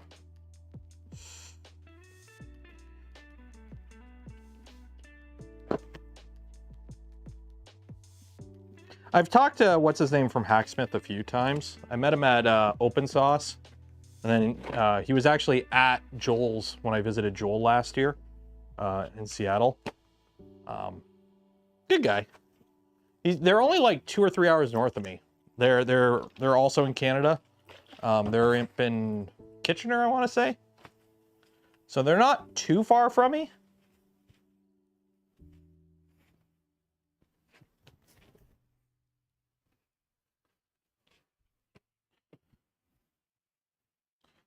Clean that. This is very smooth. Do I want to scuff it up? I do kind of want to scuff it up. Do I have any Scotch-Brite? How many Scotch-Brite? Do I have any Scotch-Brite? Probably not.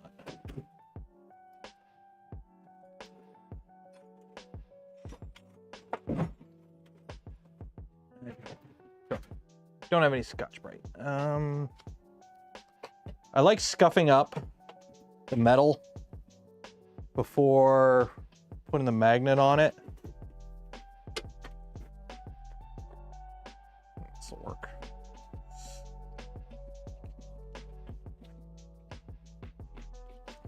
Is this the right side? Yeah.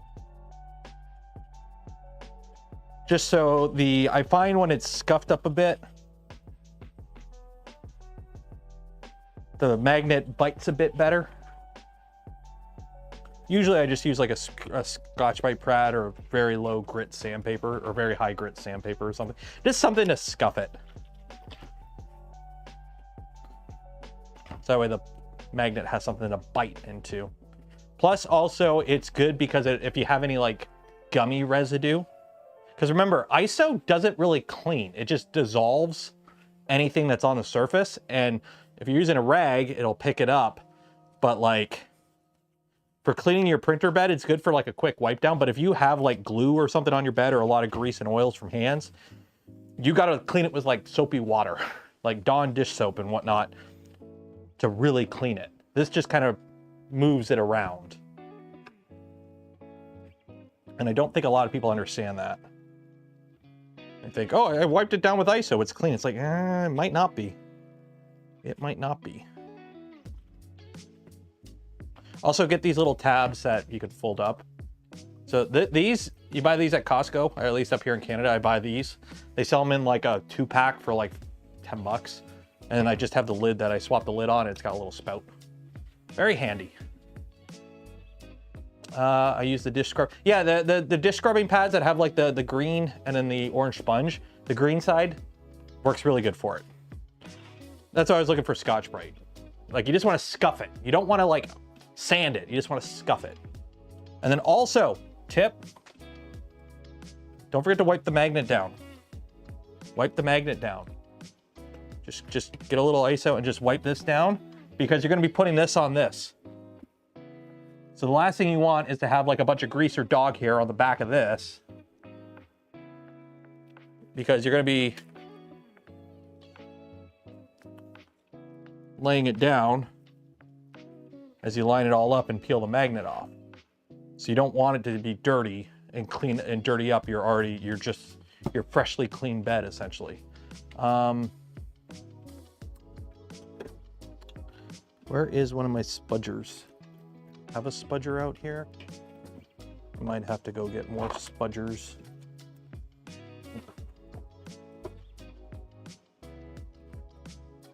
Just use my hand. Use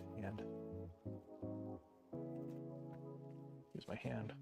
Do as I say, not as I do.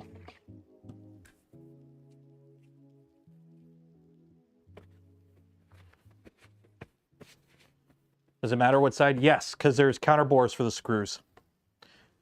There's counterbores for the screws. So you need to have the magnet on this side because it screws down like this.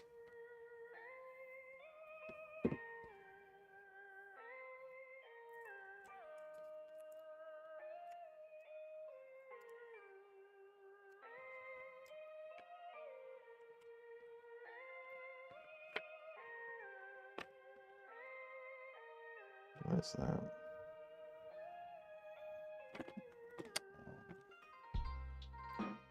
You see it? There's like a little... where it is?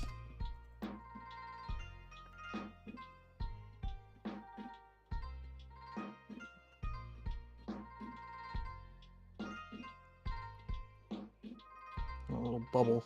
Shoot.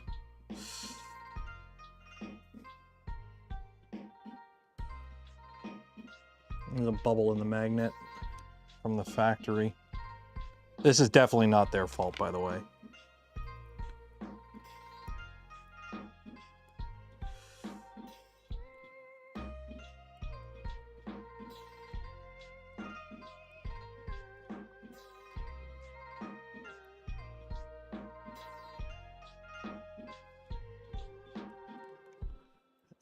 that's about all I can do.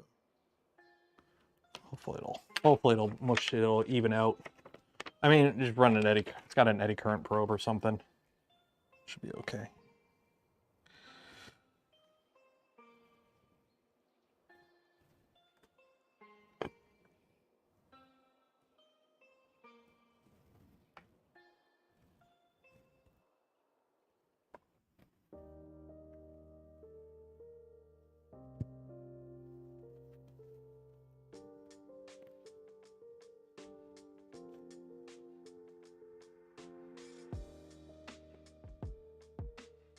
This will be the 50th time I've installed a magnet on a bed. It is funny how quickly you get over being careful.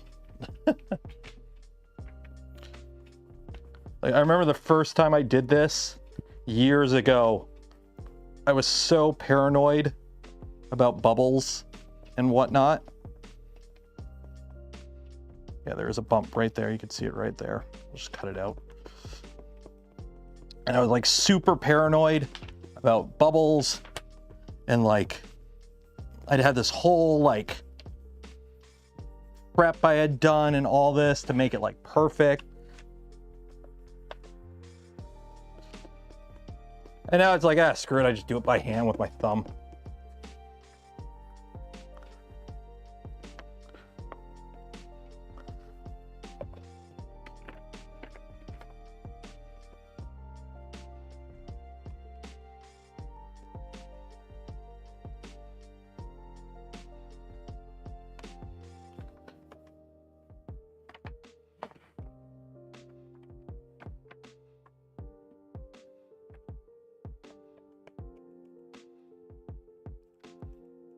Just as long as you work from one side towards the other side evenly, and you're careful not to let it like down. It's usually not too bad.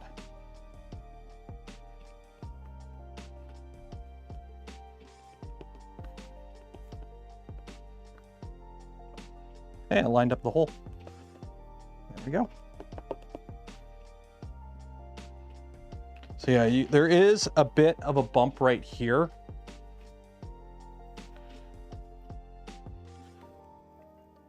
It might be able to come out with heating. You'd be surprised how quickly this will flatten too once you heat it up with some weight on it. So I'm not too concerned. Worst case scenario, you can always just cut it out. The magnet will be flat on it anyways.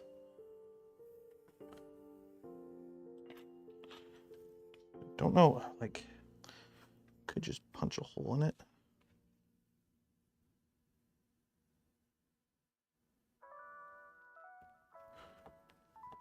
Yeah, just punch a hole in it, let the air come out. Okay, good enough.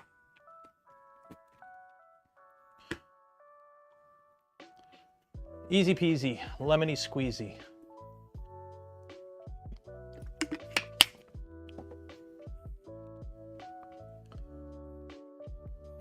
Now we got to put the heater on. Okay. So this is why you always put this side on first. You put this on first because now that that's on, we can flip it over and it's flat. Because if you put the magnet on first, or if you put the heater on first, you have the wires and whatnot, and it won't sit flat. Now it sits flat. And I got to dig my gloves out that I threw in there because I got to clean it again.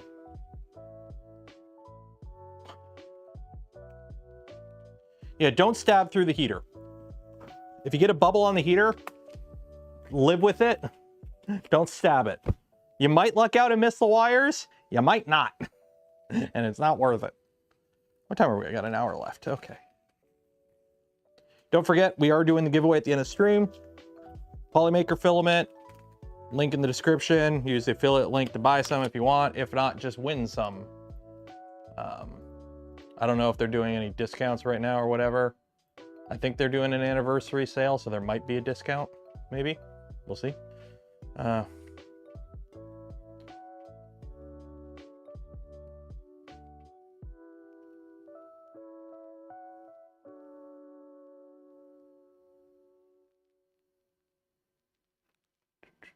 Oh, did they announce dates for Smurf yet? No. Smurf next year isn't this year. So there's no Smurf this year. It's in March of next year.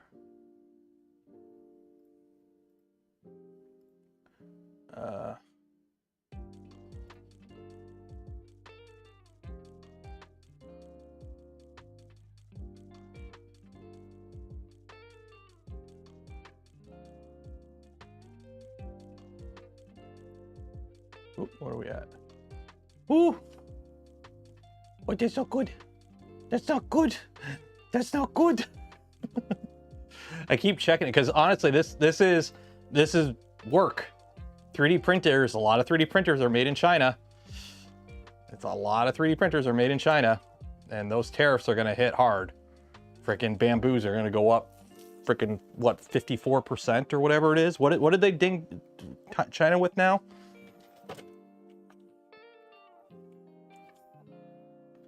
So the bamboos are going to go up in price. That's going to be a big thing. Bamboos, enders, crealities, elegus, they're all made in China.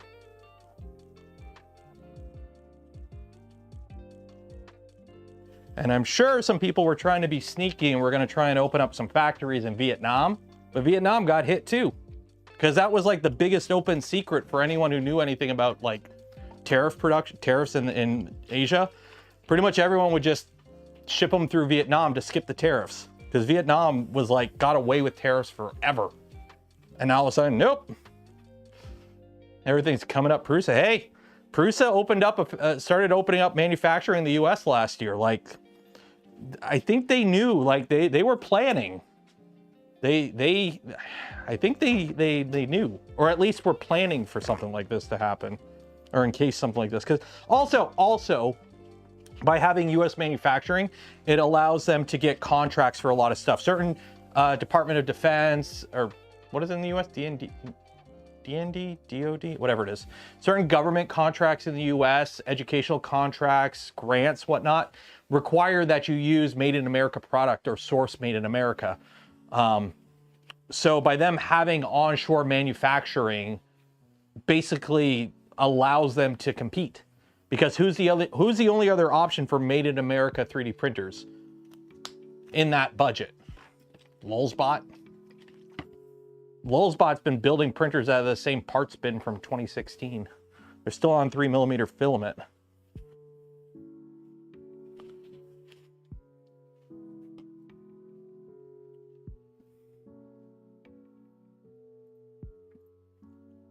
Okay, flip the platform open, peel the backing paper from the silicone heater, orientate the cables as shown, secure in place. Okay, so I'm gonna turn you this way.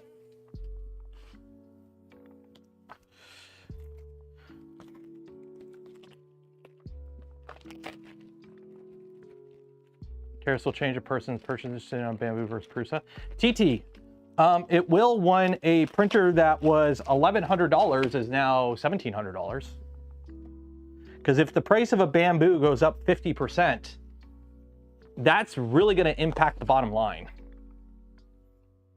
So, you know, if the price of a Core 1 stays the same, and all of a sudden a X1 from Prusa or from bamboo is $1,600 versus the Core 1 of what, $1,100, the Core 1 looks a lot more enticing now.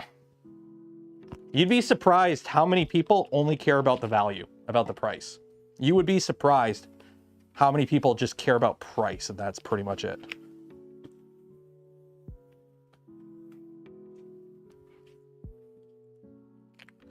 Parts per... you would be surprised, Lars. Yes, there are some Chinese components in Prusas. You can't really get around that.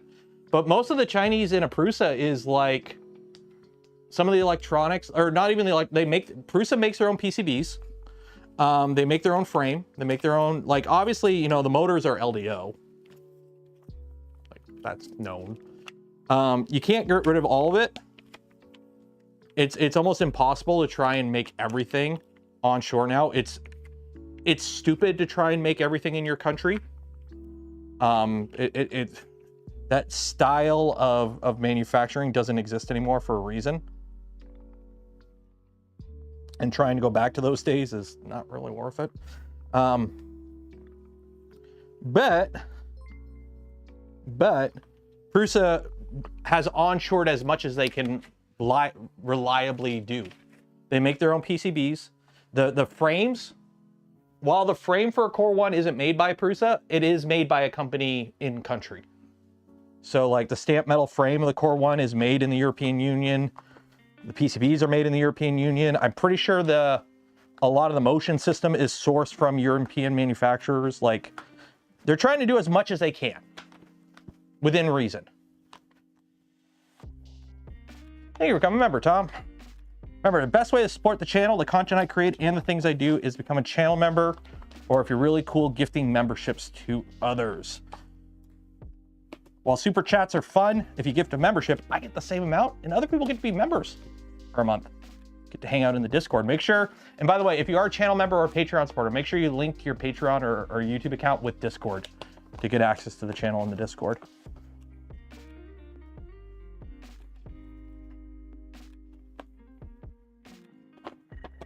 There we go.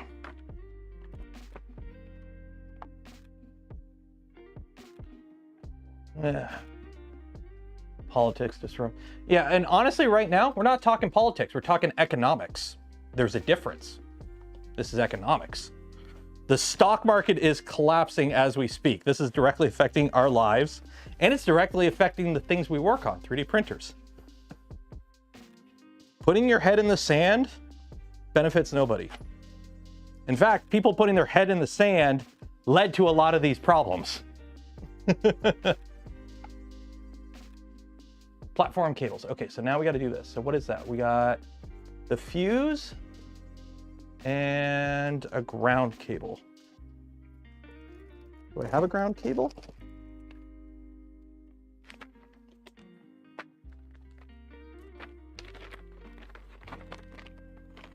Like, if you want me to talk politics, I can talk politics, but people don't like that. So we're not going to talk politics. We're talking economics.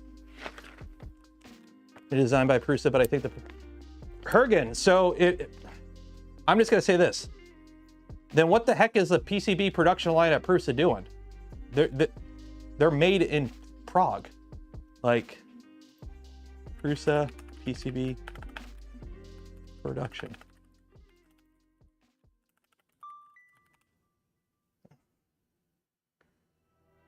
Where is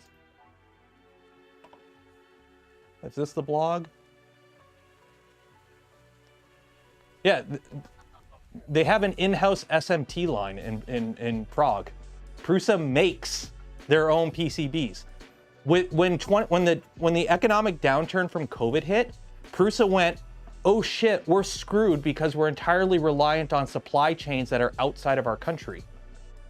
So why don't we try and bring in-house as much of our manufacturing as possible? Because remember during the chip shortage where like nobody could get chips and shit, and like you were waiting on fab time and waiting on production line time, and so Prusa decided to invest in bringing in and onshoring a bunch of their production, and part of that was making and acquiring their own PCB production line. Like, here, I'll link it in chat. Check it out. It's a good read. Prague. Did somebody say Prague, Czech Republic? Oh, Czechia or Czechia. How are we supposed to pronounce it now? Who is that? Trogdor gifted 5 community memberships. Cheers and appreciate it. Somebody just drove by with their fart can on their car. Yeah, we had what was it? Ford was selling F-150s without like seat controls. It's like, come back in a bit. The China of Europe. I mean, they're still in Europe. I mean, do you want me to start insulting American states for being the, you know, there are American states that are the China of America, if you want to go down that way. But we don't need to be doing this. We don't need to be doing this. Which one does it use? Okay, so an M410. I just had one. I just had an M410. Oh, here it is, M410. Thermal fuse and an earth cable.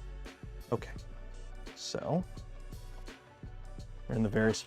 I'm not going to because I am not American, and I would just be doing what other people do and just spouting out random talking points.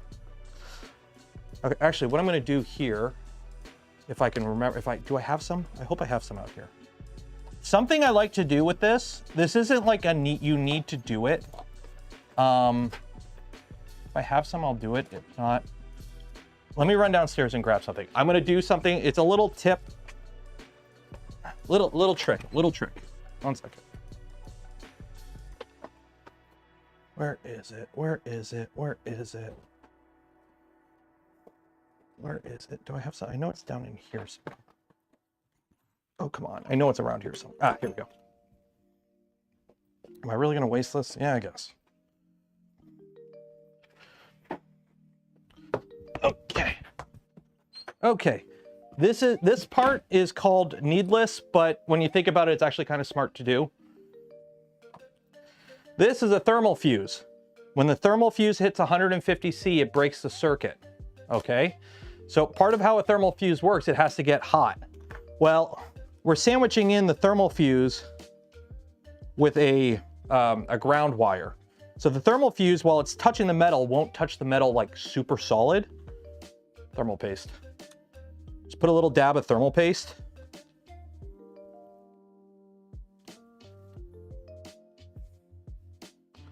And then sandwich it in.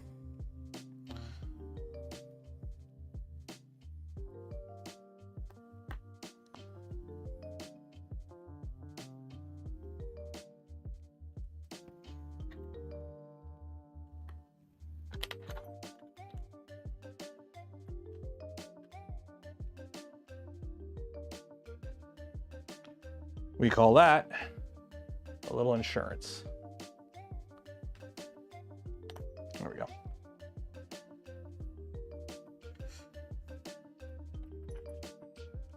Okay. So that way you get a little bit more better heat transfer to the thermal fuse, just in case. Because it's one of those things with thermal fuses. In a perfect world, they never do anything. They're just, you spent money on them and they just sit there. Until the day you need them. Until the day you need them. And when you need them, you want them to work. And also, don't get resettable fuse. Wow, I really got to fix this part of the beard. Got like, what happened was I had like a, not a rash or something, but like I had a chunk that didn't grow in for a bit. And so like, I think when I got a beard trim, she like kind of used this to hide it, but now it's all starting to fill in. And now I have this like extra chunk of beard that I got to trim this up. Yeah, I got to fix this. See, it's supposed to hide that area there, but now it's like all grown out. I don't like it. I got to fix that. This is annoying the heck out of me right now, by the way. I've been seeing it all stream and I'm like, I don't like it. I don't like it. I don't like it. There you go. Okay. But yeah, don't get resettable fuses. You do not want to get resettable fuses. Resettable fuses kind of suck because what happens is they overheat because, you know, a MOSFET or an SSR failed. So they get so hot that it trips the fuse, but then it cools back down till it's below the temperature, and then it resets the fuse, and then it gets back hot again. You want it to blow and be blown. You don't want it. You don't want to come home to it thermal cycling all day. You want it to be dead. Vision Miner is a great beard oil. No. Add the calibration probe cable to the heater cables. The calibration probe cable is 1 meter long, 3 wires, and has a connector on either end. Take the braided sleeve and cut 50 centimeters out, wrap the cables together. Okay. So this is that cable. Okay.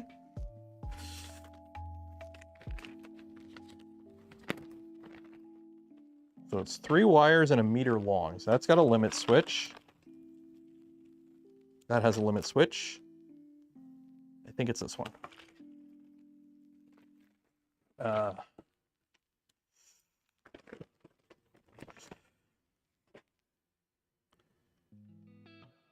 Better too much safety. Yeah, especially with heaters. Especially with heaters and things on...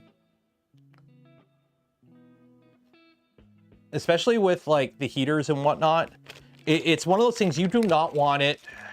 you're running your 3D printer light out. Any large printer, you're running lights out at some point, either printing overnight or letting a print run while you're not at home. I do it all the time. If you don't feel safe running your 3D printer with the lights out, I wouldn't be running in my house to begin with. Okay, if I had bought a toaster oven that like said, oh, if you're using the toaster or your oven, your normal oven, and you know you have to be in the room all the time, I would not trust it in my house to even begin with. So when it comes to that sort of thing, it's like, no, yeah, no dog. It's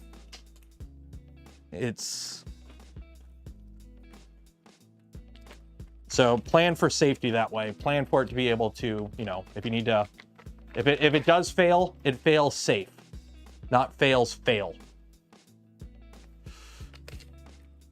Trying to calibrate a 0.8 nozzle TPU profile. Oof.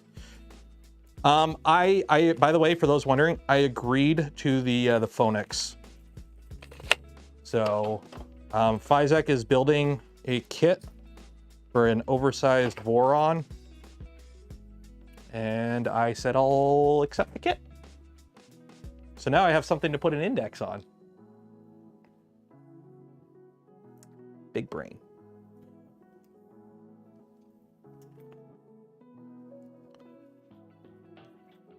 And then another company asked if I wanted their bigger printer, a certain French company. And I'm like, not really. Because I don't have room for it, and it's smaller than the other one. And I'd rather build a big printer than just unbox one, I'll be honest. Looking for my lighter. Lighter? I don't know where my lighter went. Oh, I'll fix it later. How many index tools can you fit on it? Yes. All the index tools. Do Prusa's have a thermal fuse? I don't know for sure. They use a DC bed, not a mains bed, so it's safer. But your money may vary on that, on if you agree with that. But I think they have something, but I don't know exactly what. Okay, so now I gotta. Every time I hate putting these sleeving on. I hate putting this sleeving on. It never goes on good.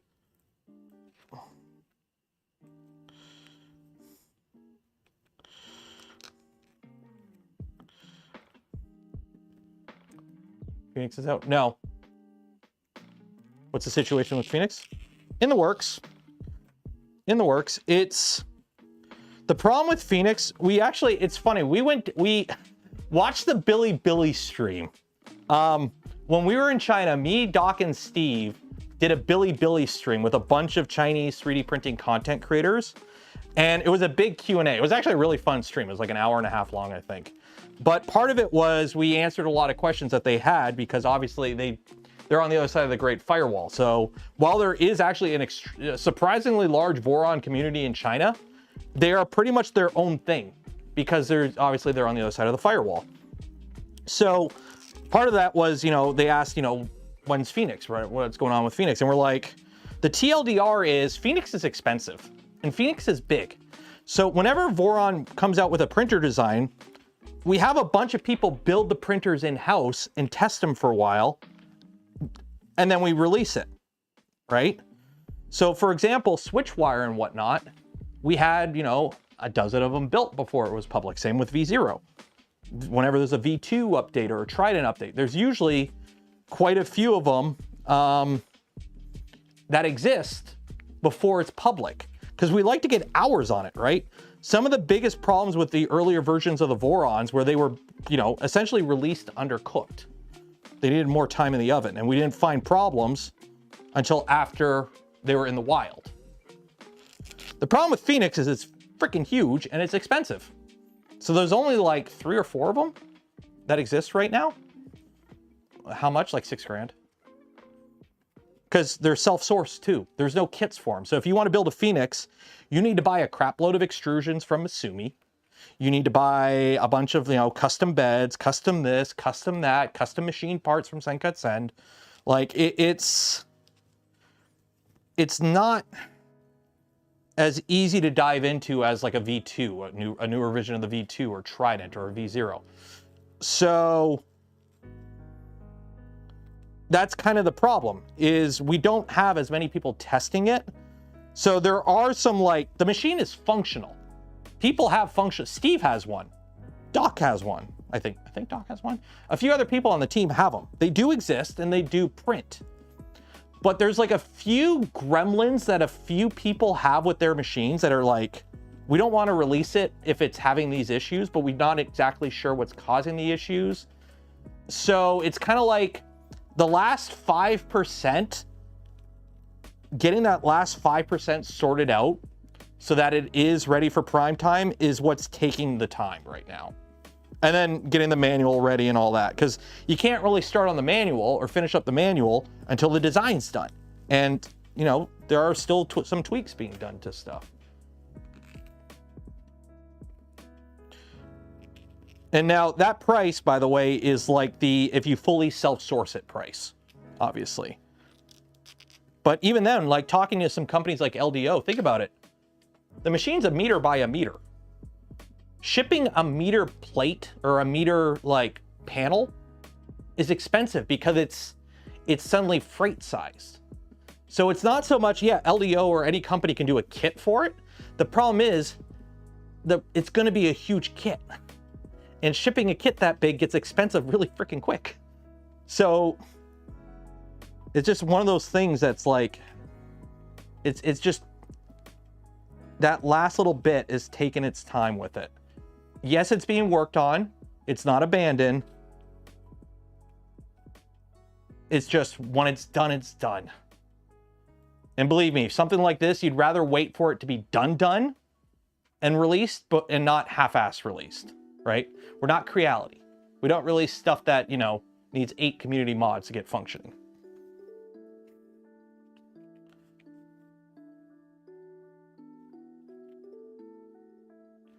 Okay, there we go. There we go. Okay, so that's that. I hate putting these sleeves on. Where did that other end of the wire go? I forgot to put this in. Shit.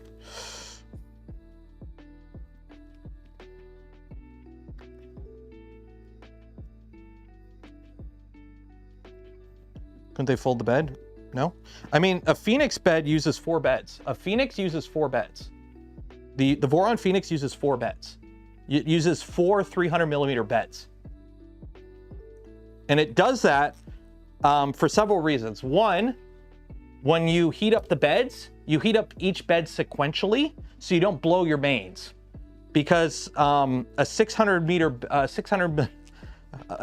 mains heater for a 600 millimeter bed would pretty much blow the mains in most European or North American style circuits, right? It's a lot of power draw. So it heats up sequentially. So it'll heat one up, then another, then another, then another.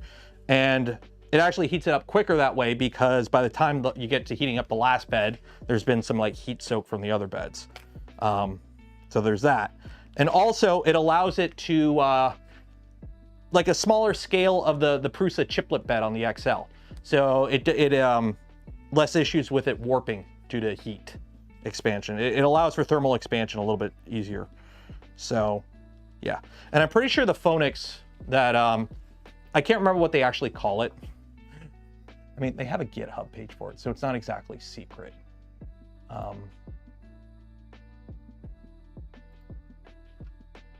What is it actually called? There you go. Venture XL. Yeah. So it does the same thing. This isn't a Phoenix. It is more just a bigger, beefed up V2 than a Phoenix derivative because it is not, it's not IDEX and it uses NEMA 17s. So if anything, it is just more of a beefier V2 than a Phoenix.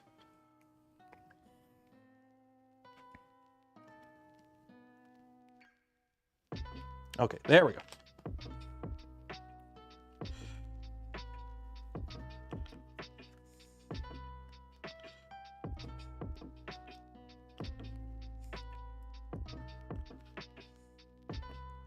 Yeah, it's 4 beds. Yeah, and no ball screws either. No ball screws either. So it's basically, it's a beefed up V2, not a scaled down Phoenix.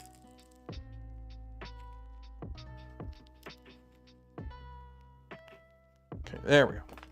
Okay, so that's that.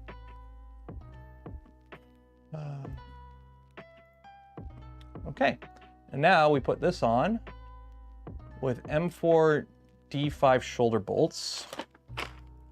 And this will probably be the last thing we do today, I think. We'll get the bed on. I think getting the bed on is a good spot to call it. Are the springs in here? I don't think the springs are in here.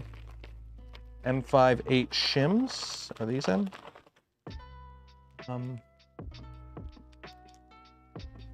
Nope.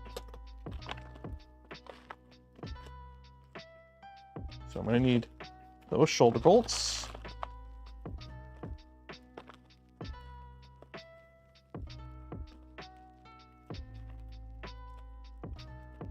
M4 8.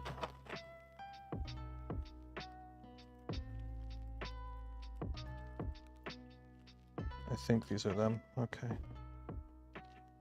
And that just screws right into the thing. Okay.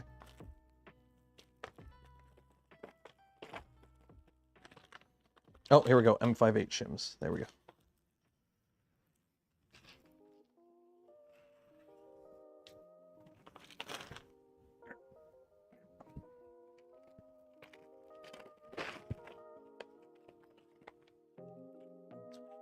M585. Yep. Okay.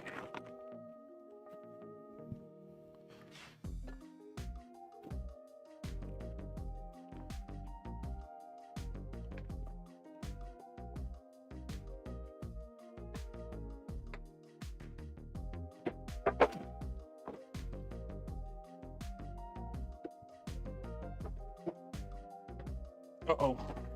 I knocked over stuff. I gotta fix this. 1 second. Whoopsie doodles. There we go. Okay. I need springs.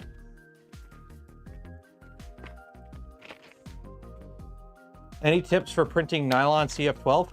Make sure it's very dry and follow the instructions. I'm pretty sure there's a bunch of videos already on the internet for how to print nylon. Print slow.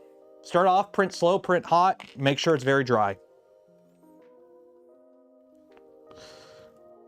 They're stuck together and I can't get them apart. Come apart. There we go. Okay. So this should be pretty simple. We recommend mounting the rear of the platform first. Okay. So.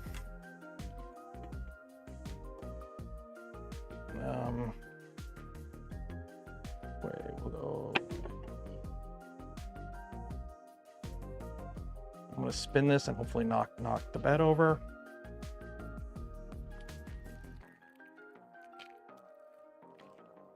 Oh yeah, lots of glue. Yeah, glue is probably a good idea. Okay, that. Bunch of these. And a magnet. Okay.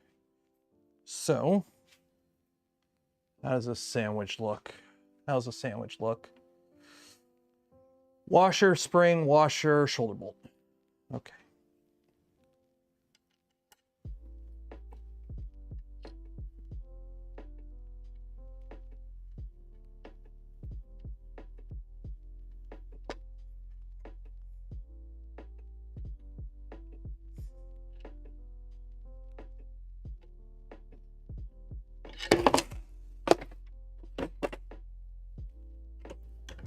Loud noises. We're gonna cheat a little. Ready? Cheat. Keep you from moving. Okay, let's try this again.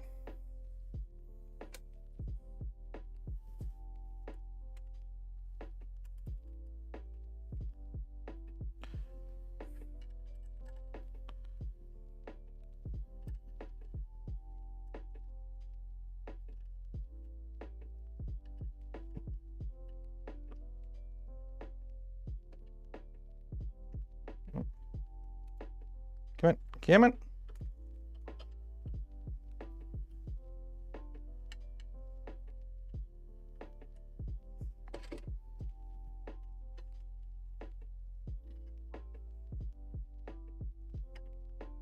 There we go.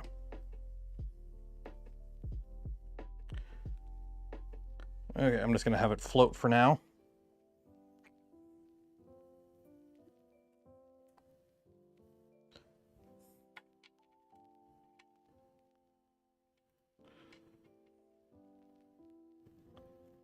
There we go. Yeah, make sure it's dry. Make sure you follow the manufacturer's feed rates. Don't be afraid to print slow. Anytime you're printing a new material or a specialty material or an expensive material, don't be afraid to print slow. A slow print finishes. I'd rather print slow and guarantee a finish or have a much better chance of finishing properly than failing fast is still a fail. Simple as that.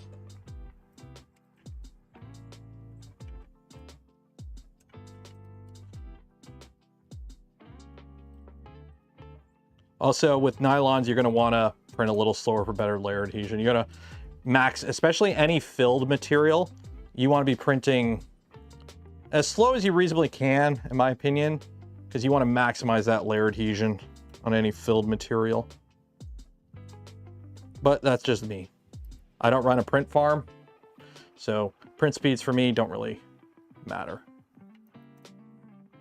Okay, let's level this out now. So we are going to go, you there, you there. What do we got? We got 1, 2, 4, 5, 3, 4, 5. There we go. 2, 3, 4, 5, 5. Yep. Level-ish for now, hopefully.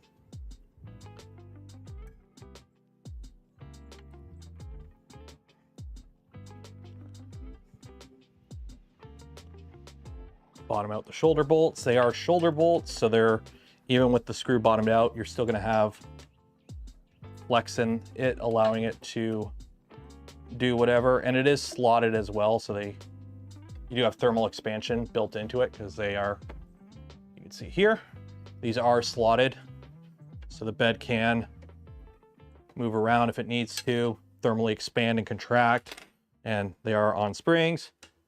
So there still is play and everything as it does its shimmy shimmy. Okay, platform cables continued. Okay, so it looks like I went on the wrong side.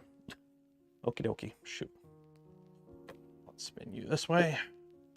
So I should have had you. It doesn't really matter.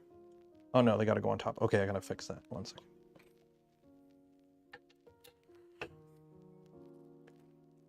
Unscrew you.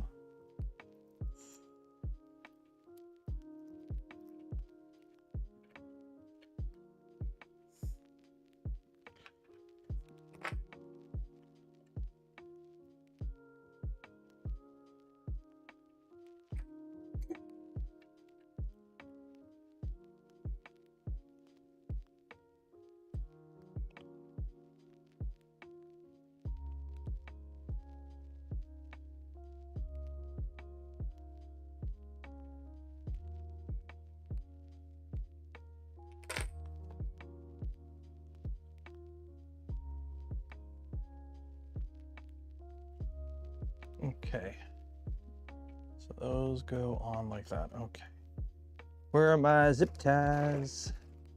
Zip ties. I had a whole box of zip ties.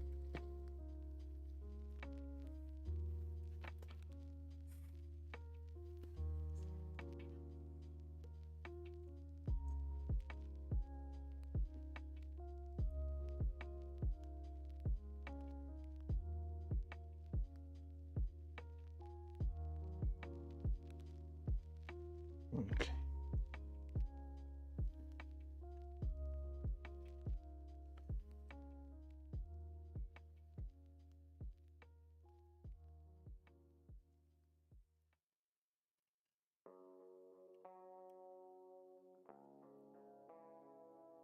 There we go.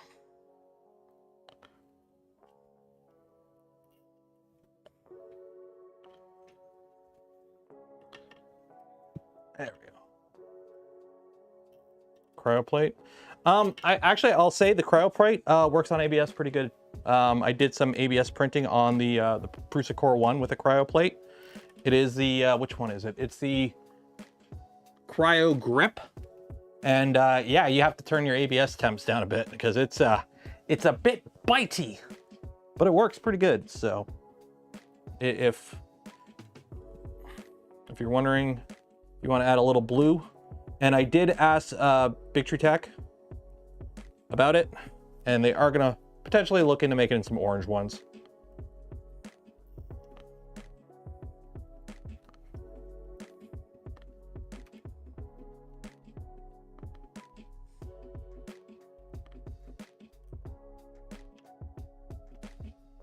There we go.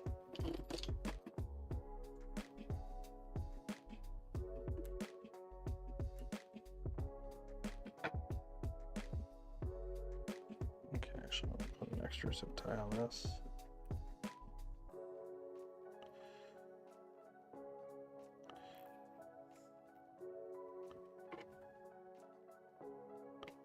There we go. And then that, I don't know where that goes. Okay. That is that. Use that. Ensure 15 centimeter pro cable is hanging out. 15 centimeters, okay, well. That's about 15. Uh-oh. Stupid cable. Broke the cable. I didn't break the cable. How much is 15? That's 15. That's 15, okay. Stupid cable.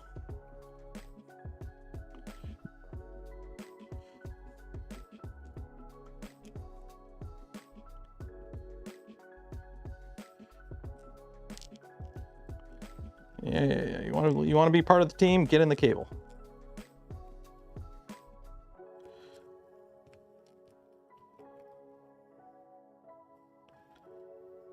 There we go. There we go. Okay. And then this goes down there. So use that and shove that in there. Okay. And then hold it in place with the sleeve, I guess. Okay.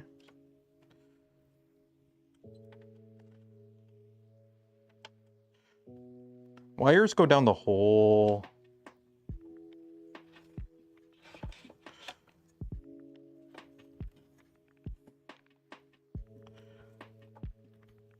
And then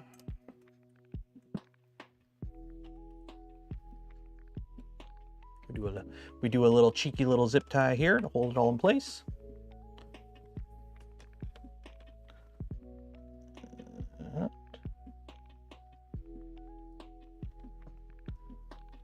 Trying to do this without looking is not working. There we go. Aha, there we go.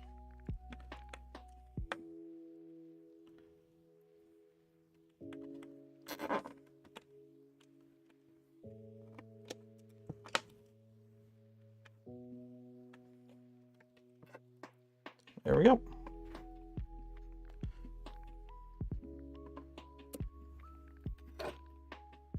And then wire the platform. And then we wire it up. Well, I scratched the heck out of my desk. There we go. Okay, I haven't checked chat for a bit. What's chat up to? How you doing, chat? Let's see. Yeah, with the cryo grip, just run it like 10 to 20 C lower. There's temperatures on it, like for example, so it recommends what? 30 to 50 C for PLA, PET-G, 50 to 70 C for PET-G. And then for ABS, I was told 20 C lower than whatever it recommends. So, and it seems to work pretty good. So, oh, I got to get one of these. I'm sorry, we need to bring back translucent blue or translucent purple electronics. We need to bring back translucent purple electronics.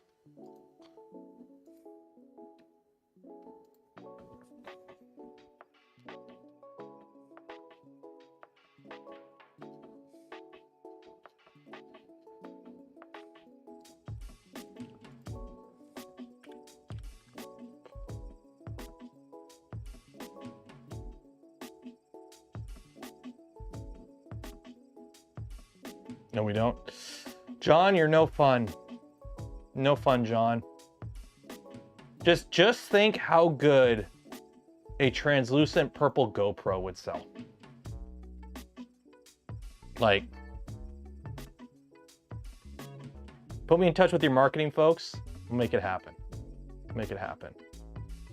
We will make it happen.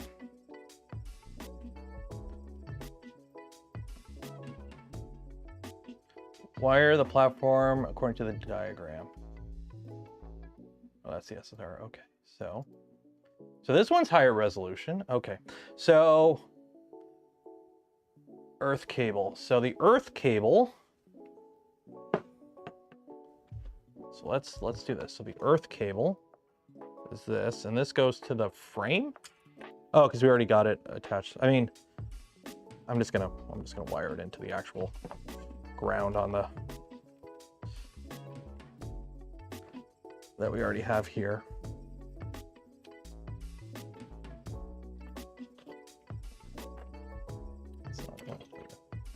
Need a beige compact.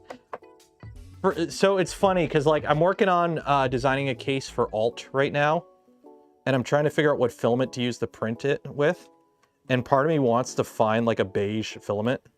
Because like nostalgia for me, like it's funny what nostalgia is for every generation. I saw a thing, classic cars, like muscle cars, right? You know, like the Barracudas and the Hemis and blah, blah, blah, blah.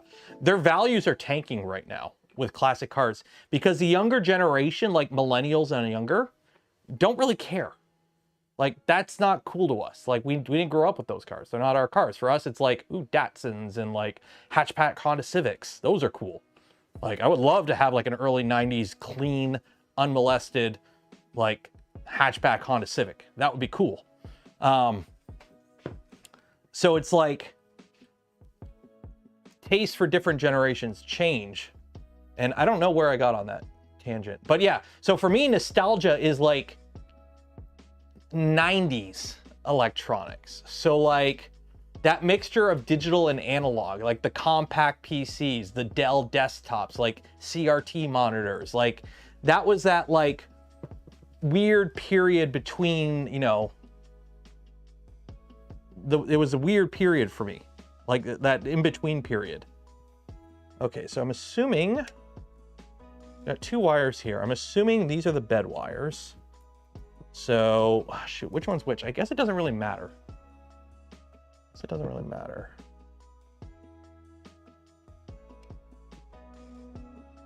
So I'm gonna go with the white wire. Is gonna go to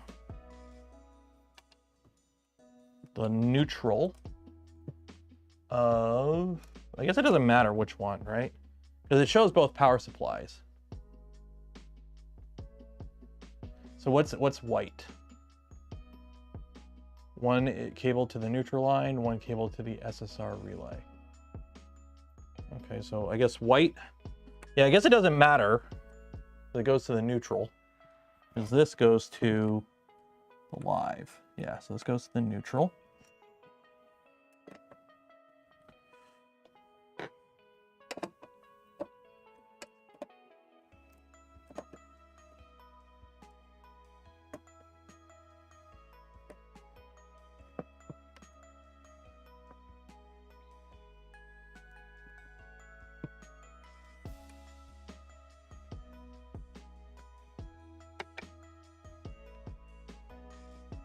Shove that under there to keep it all nice and organized. And this one is going to go right here.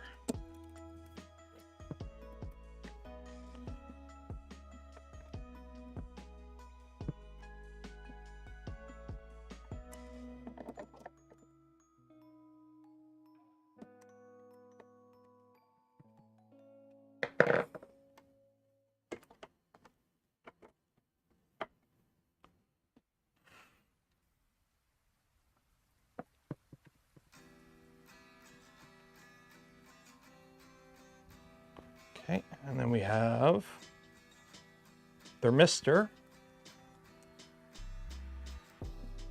Goes to here.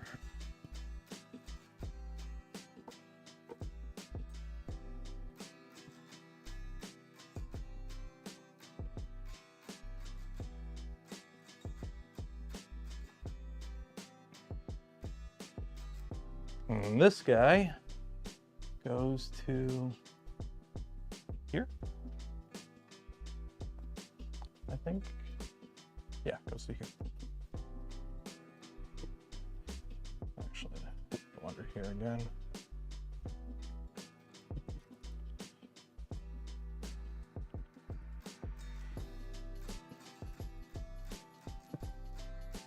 Why are you all twisted? There we go. But yeah, like what different generations consider cool and nostalgic is always going to change. It's like Harley right now is hemorrhaging money because nobody cares about Harley Davidson motorcycles. That generation just doesn't care anymore. Okay, and then we need to put 2 wires in here for the solid state relay. Which is really hurting Harley because like they sold Fort9, great channel, YouTube channel. They do motorcycle stuff. I don't own a motorcycle. The closest thing I own to a motorcycle is an electric bike, an electric power assisted bike. But like Fort9 did a really good video breaking down basically how Harley is dying because like they built their entire brand around, you know, boomers essentially. Like everything a boomer found cool that's their brand. And the problem is the boomers can't afford, are retiring and they're not buying motorcycles anymore. And young people don't think they're cool because it's boomer shit.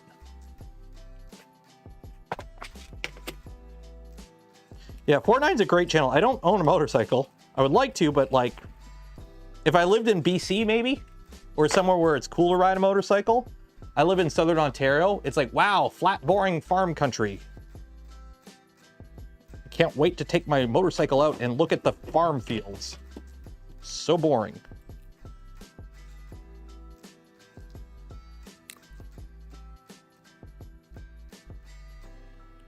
Yeah, go watch the Fort9 video on Harley.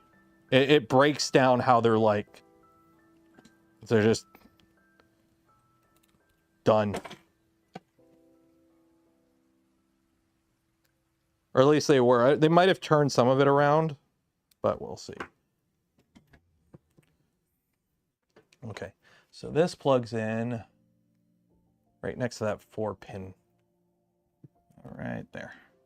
So unlike my normal Motto, this doesn't use bed for bed. So I'm a little disappointed that they don't use bed for bed, but I'm going to wire it up how they wired it up because that's how they wired it up. So I'm going to wire it up that way. That way, I don't have to play around with the config. Plus, we're testing it as it is. So I'm trying to avoid swapping out parts because, you know, if that's how the kit is, that's how the kit is. And yes, I know these aren't spade connectors, but they'll work.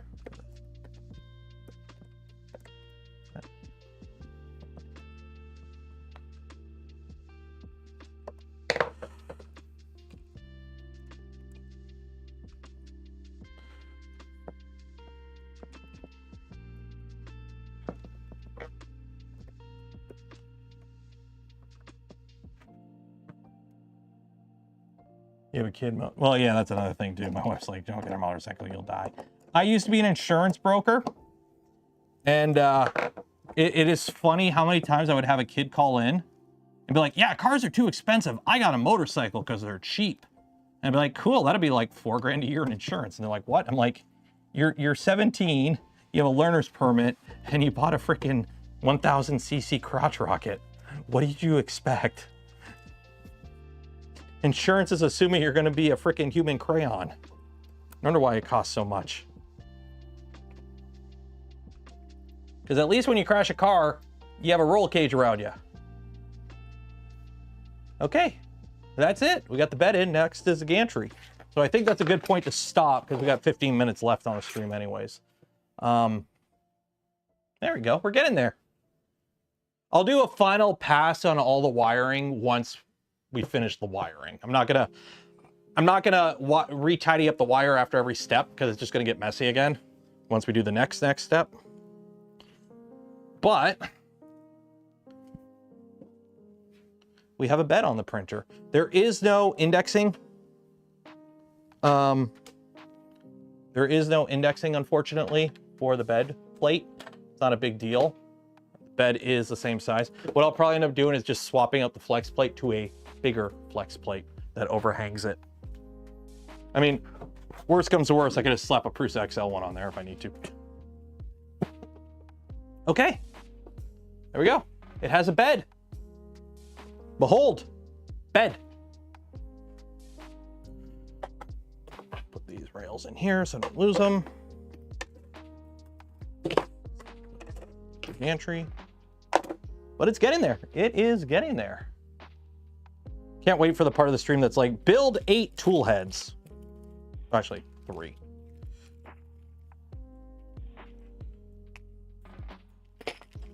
And this time I'm going to put these screws under here so I don't lose them. There we go. There we go. Woo! There we go. Okay. So we have about 15 minutes left in the stream before we do the giveaway. So we're going to do the giveaway at 5 p.m. So you got like 14 minutes to enter for your chance to win some Polymaker filament. Link in the video description. Do this now. While it's doing that, I'm just going to see if there's any 3D printing news we can yap about. I'm just pulling up some information. Oh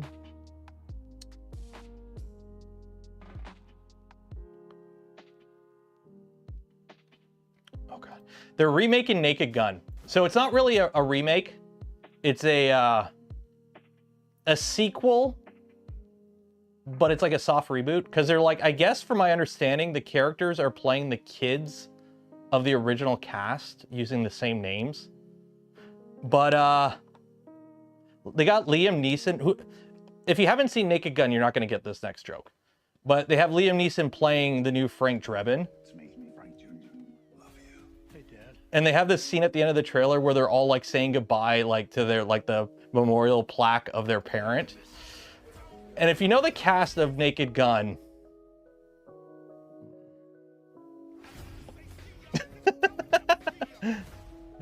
because OJ played Nordberg in Naked Gun, and we all know what happened with OJ. So I was like, are they actually going to reference that? The character's like, so that was a good joke. Seth MacFarlane is I think he's the producer. He's not the director, but he's the producer, and I don't know if he helped with writing. I've heard really good things about the Orville, enough that I might start watching it. But it's like, he has some he can do some pretty good humor. He can do some pretty good situational humor sometimes if needed.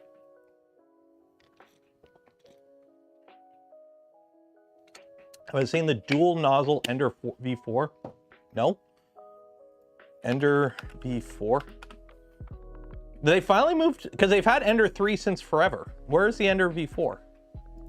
Is there, which?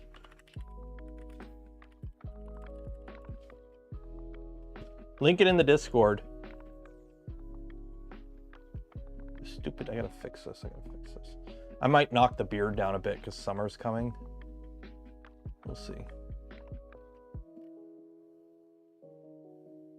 No, Sausage Party I think was Seth Roland or not Seth MacFarlane. It was somebody else. It was the stoner guy. The CRX. Freaking Creality. Like, I learned some stuff over at TCT Asia, and it's like, I'm not going to talk about it like the exact details, but I'm just going to say shit's like Game of Thrones over there with all the different 3D printing companies over there. It's like Game of Thrones over there. It's actually, I know I've seen people like, oh, they're all made, you know, Creality, Bamboo, whatever. It's all made in the same factory. It's like, no, it's not. They would not let that happen. They are cheaty printer. So Grant did a video on that. I haven't looked into the whole thing about the cheaty printer burning somebody's house down. I'm a big proponent of safety when it comes to 3D printers. At the expense of me getting blacklisted from a company for calling out potential safety issues. Nobody has burned their house down with a Voron yet. Nobody has died building a Voron yet, and I really want to keep it that way. But when it comes to commercial machines, it's Like, you got to call out safety. You got to call out safety. If a company wants to cut corners and do a DIY SSR instead of using an off-the-shelf rated SSR, and then something happens, they need to be held over the coals for that. They need to be, you know, called out for that shit. And I think part of the problem is the community itself. It's starting to change, but I think for too long, the 3D printing community let companies keep, you know, selling, frankly, shit 3D printers because they were cheap. And it's like, it's okay, we'll just fix it ourselves. And that kind of mentality led to companies just putting out shit 3D printers. And I think now with like Bamboo at least kicking them in the ass and getting the ball rolling on, no, you need to sell good 3D printers now, that has changed a lot. You know, there's always been companies that have sold good 3D printers, right? Prusa, other, you know, Ultimaker, but they've been more expensive 3D printers. Remember, there's very rarely a bad product. There's just bad prices. So I think Grant did a deep dive video on that. You might want to watch his video because I honestly haven't looked too much into it. I haven't looked too much into the whole cheaty burning a person's house down. Apparently they did do an SSR swap on it or something. So I don't know if the machine was fully stock or what, but I think Grant did a pretty deep video on it. So whatever Grant says, I'm going to kind of, I'll just preemptively kind of agree with his thoughts on it, I think. I think the Cybertruck proves the theory that there are no bad products. If somebody said, I'll sell you a Cybertruck for $5,000, I would take one. I mean,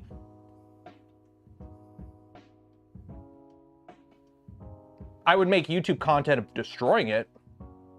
I wouldn't drive it around because of the implications of driving around a Cybertruck, because most people who buy a Cybertruck, there are implications. But, you know, if somebody, like, if there weren't those implications, and somebody said, hey, I'll give it to you for $5, I'll sell you a Cybertruck for $5,000, I would take one for $5,000 if it wasn't for, you know, the implications of owning a Cybertruck. It's like, I love this one. It's like, nobody wants to work anymore, right? You hear old boomers love this. It's like, oh, nobody wants to work anymore. It's like, would you work at McDonald's for $300,000 a year? Yeah. Okay, so we've agreed. People do want to work. It's just you got to figure out the right price. And the problem is, a lot of jobs aren't worth working at the price they want to charge or they want to pay you. What is it? The Americans are still stuck at like $7 minimum wage.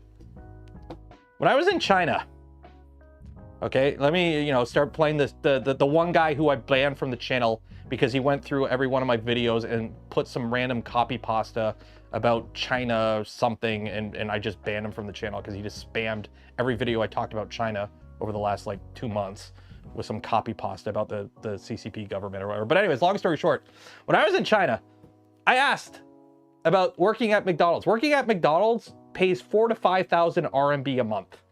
You know, divide that by 5, that's like $1,000 a month Canadian. It's not a lot. But a single bedroom apartment in Shenzhen is like 12 to 1,800 RMB a month.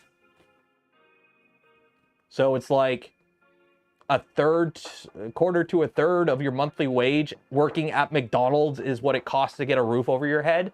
Whereas in, you know, North America, at least Canada and the US, there's like no state or province where working 40 hours at a minimum wage job is enough to afford housing.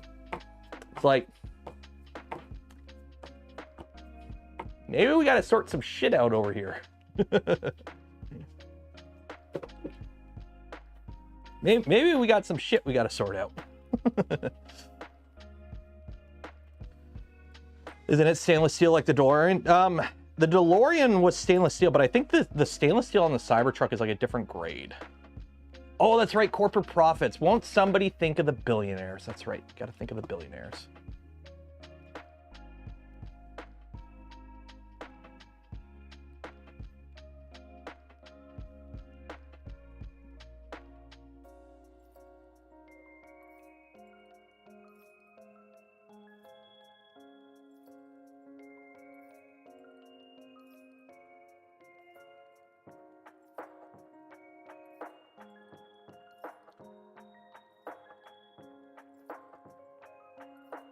Yeah, the big problem is in the US, like in most of the Western world, Costs have gone up and wages have stagnated. Simple as that. We got stagnation. It is what it is. Posted a link, but no pics. 1 second here. Let's see that. What do we got? We got 5 minutes left before the giveaway. Remember, enter to win. Link in description. Let's see. What do we got here? Thoughts. What is this? Graphite build plate. The most reliable build plate for Voron and VCBot. So it's graphite. So it's flat, and it's got thermal conductivity, which is going to be really good. The thing is here, this is what it's going to come down to. Okay, are you ready, Mr. Krabs? Are you ready? So 300. So you're looking at about, is this US price too? I'm assuming this is US price. I'm assuming this is US price. I don't see. So this is probably really cool, and I'm sure there are some people that will benefit from this. But I'll put it this way. If the bed that came with my kit already works and I'm having no issues with my bed, what does I get for an extra $300? That's kind of the problem with upgrades like this. This probably makes a lot of sense on like some industrial machines or something where you really need to like, there are certain parameters you need to hit for efficiency or whatever. But I mean, like, if I were to upgrade this bed to a graphite bed, one, graphite, I'd be worried of shattering. Graphite is pencil lead. I'd be worried of it snapping. Like, you know, oh, I got a print welded to my bed.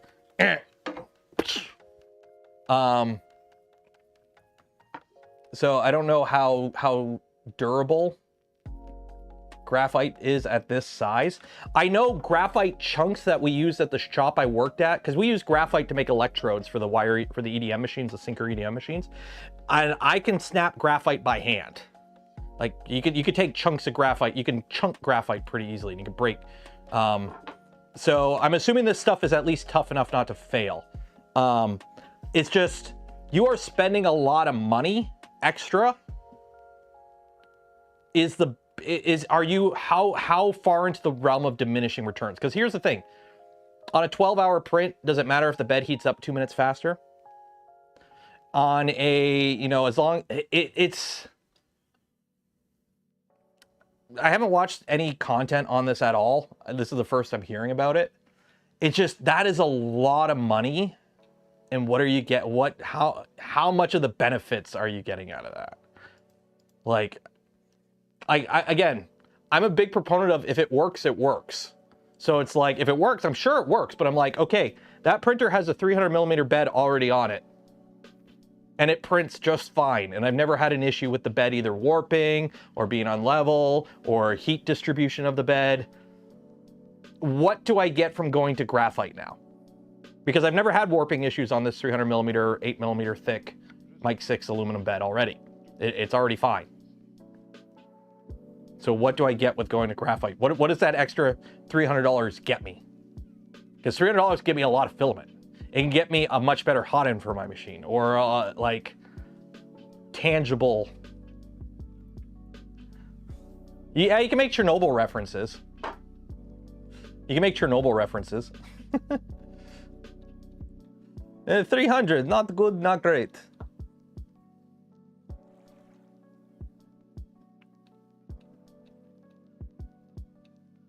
It's not good, not great. I'm assuming, you know what? At 600mm, it probably makes a lot more sense. At the smaller sizes, it's probably one of those things. It's like titanium backers. It's like the titanium backers on the XY of a Voron. As you make a bigger machine, they make more sense. I think it falls in the realm of that. As you go bigger, it makes more sense. Never watched Chernobyl. I wasn't feeling like watching something depressing. Chernobyl is a very good miniseries. There's obviously a lot of fluff added to it to make it a miniseries. They condensed characters, they moved the timeline around, they accentuated some stuff to make it a more exciting show. But it gives you a very good feel of the whole incident. And it was a really good show. And then I watched Dune Prophecy during the flight back from China, and that was also really good. Okay, let's do this giveaway. Let's do this giveaway. Giveaway. Oh, and I want to put out an official apology on the Tuesday stream. I'm doing an official retraction and apology. On the Tuesday stream, I had mentioned that half the reason I quit my job was because it was bought out by a foreign investment firm and everything went to shit after that happened. We lost benefits, wages were, well, not wages were cut, but raises went away, benefits were gone, profit sharing was gone, a bunch of other things that made working there good went away, and everything, they drove away a lot of good employees, and everything kind of went to shit. And I called them douchebag Americans, or a douchebag American firm or something like that. I want to retract that and reiterate the statement. They just happened to be, they were douchebags, or douche canoes, that just happened to be Americans. So the person implied, or in their comment, took it as me saying all Americans were douche canoes. No. It's just this company was full of douche canoes who happened to be Americans. So there's a difference there. I hope you understand there was a difference there. I wasn't implying everyone was, just those ones were. So official retraction put out. They did not like that. Which I don't know if they'll see this because they left the I'm unsubbing and blah blah blah blah. I'm like, okay, cool. This ain't an airport. You don't need to announce your departure. So go.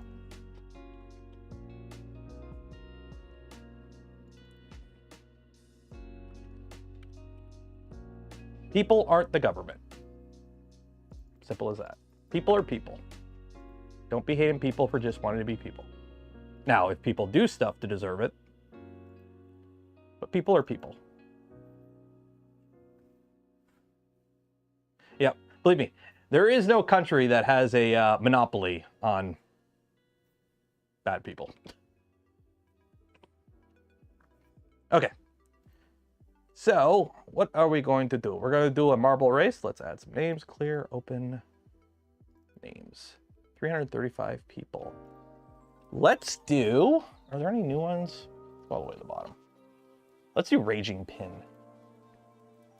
335. Bots play.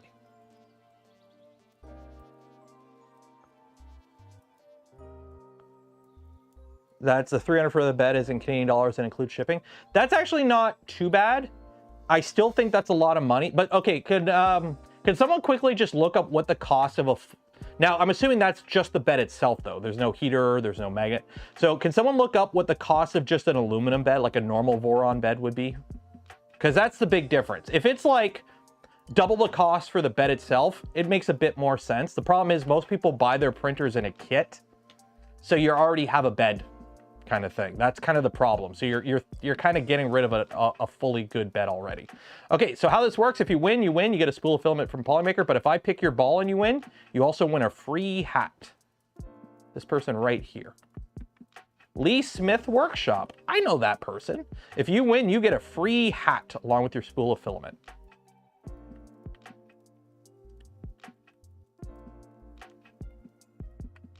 So yeah, so the big problem is if, remember, exclamation mark zoom zoom makes you go faster, exclamation mark gullible makes everyone else go slower.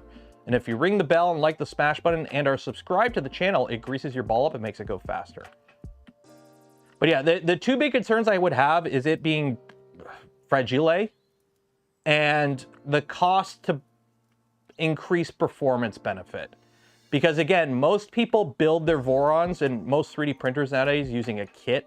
Self-sourcing is nowhere near as popular as it used to be.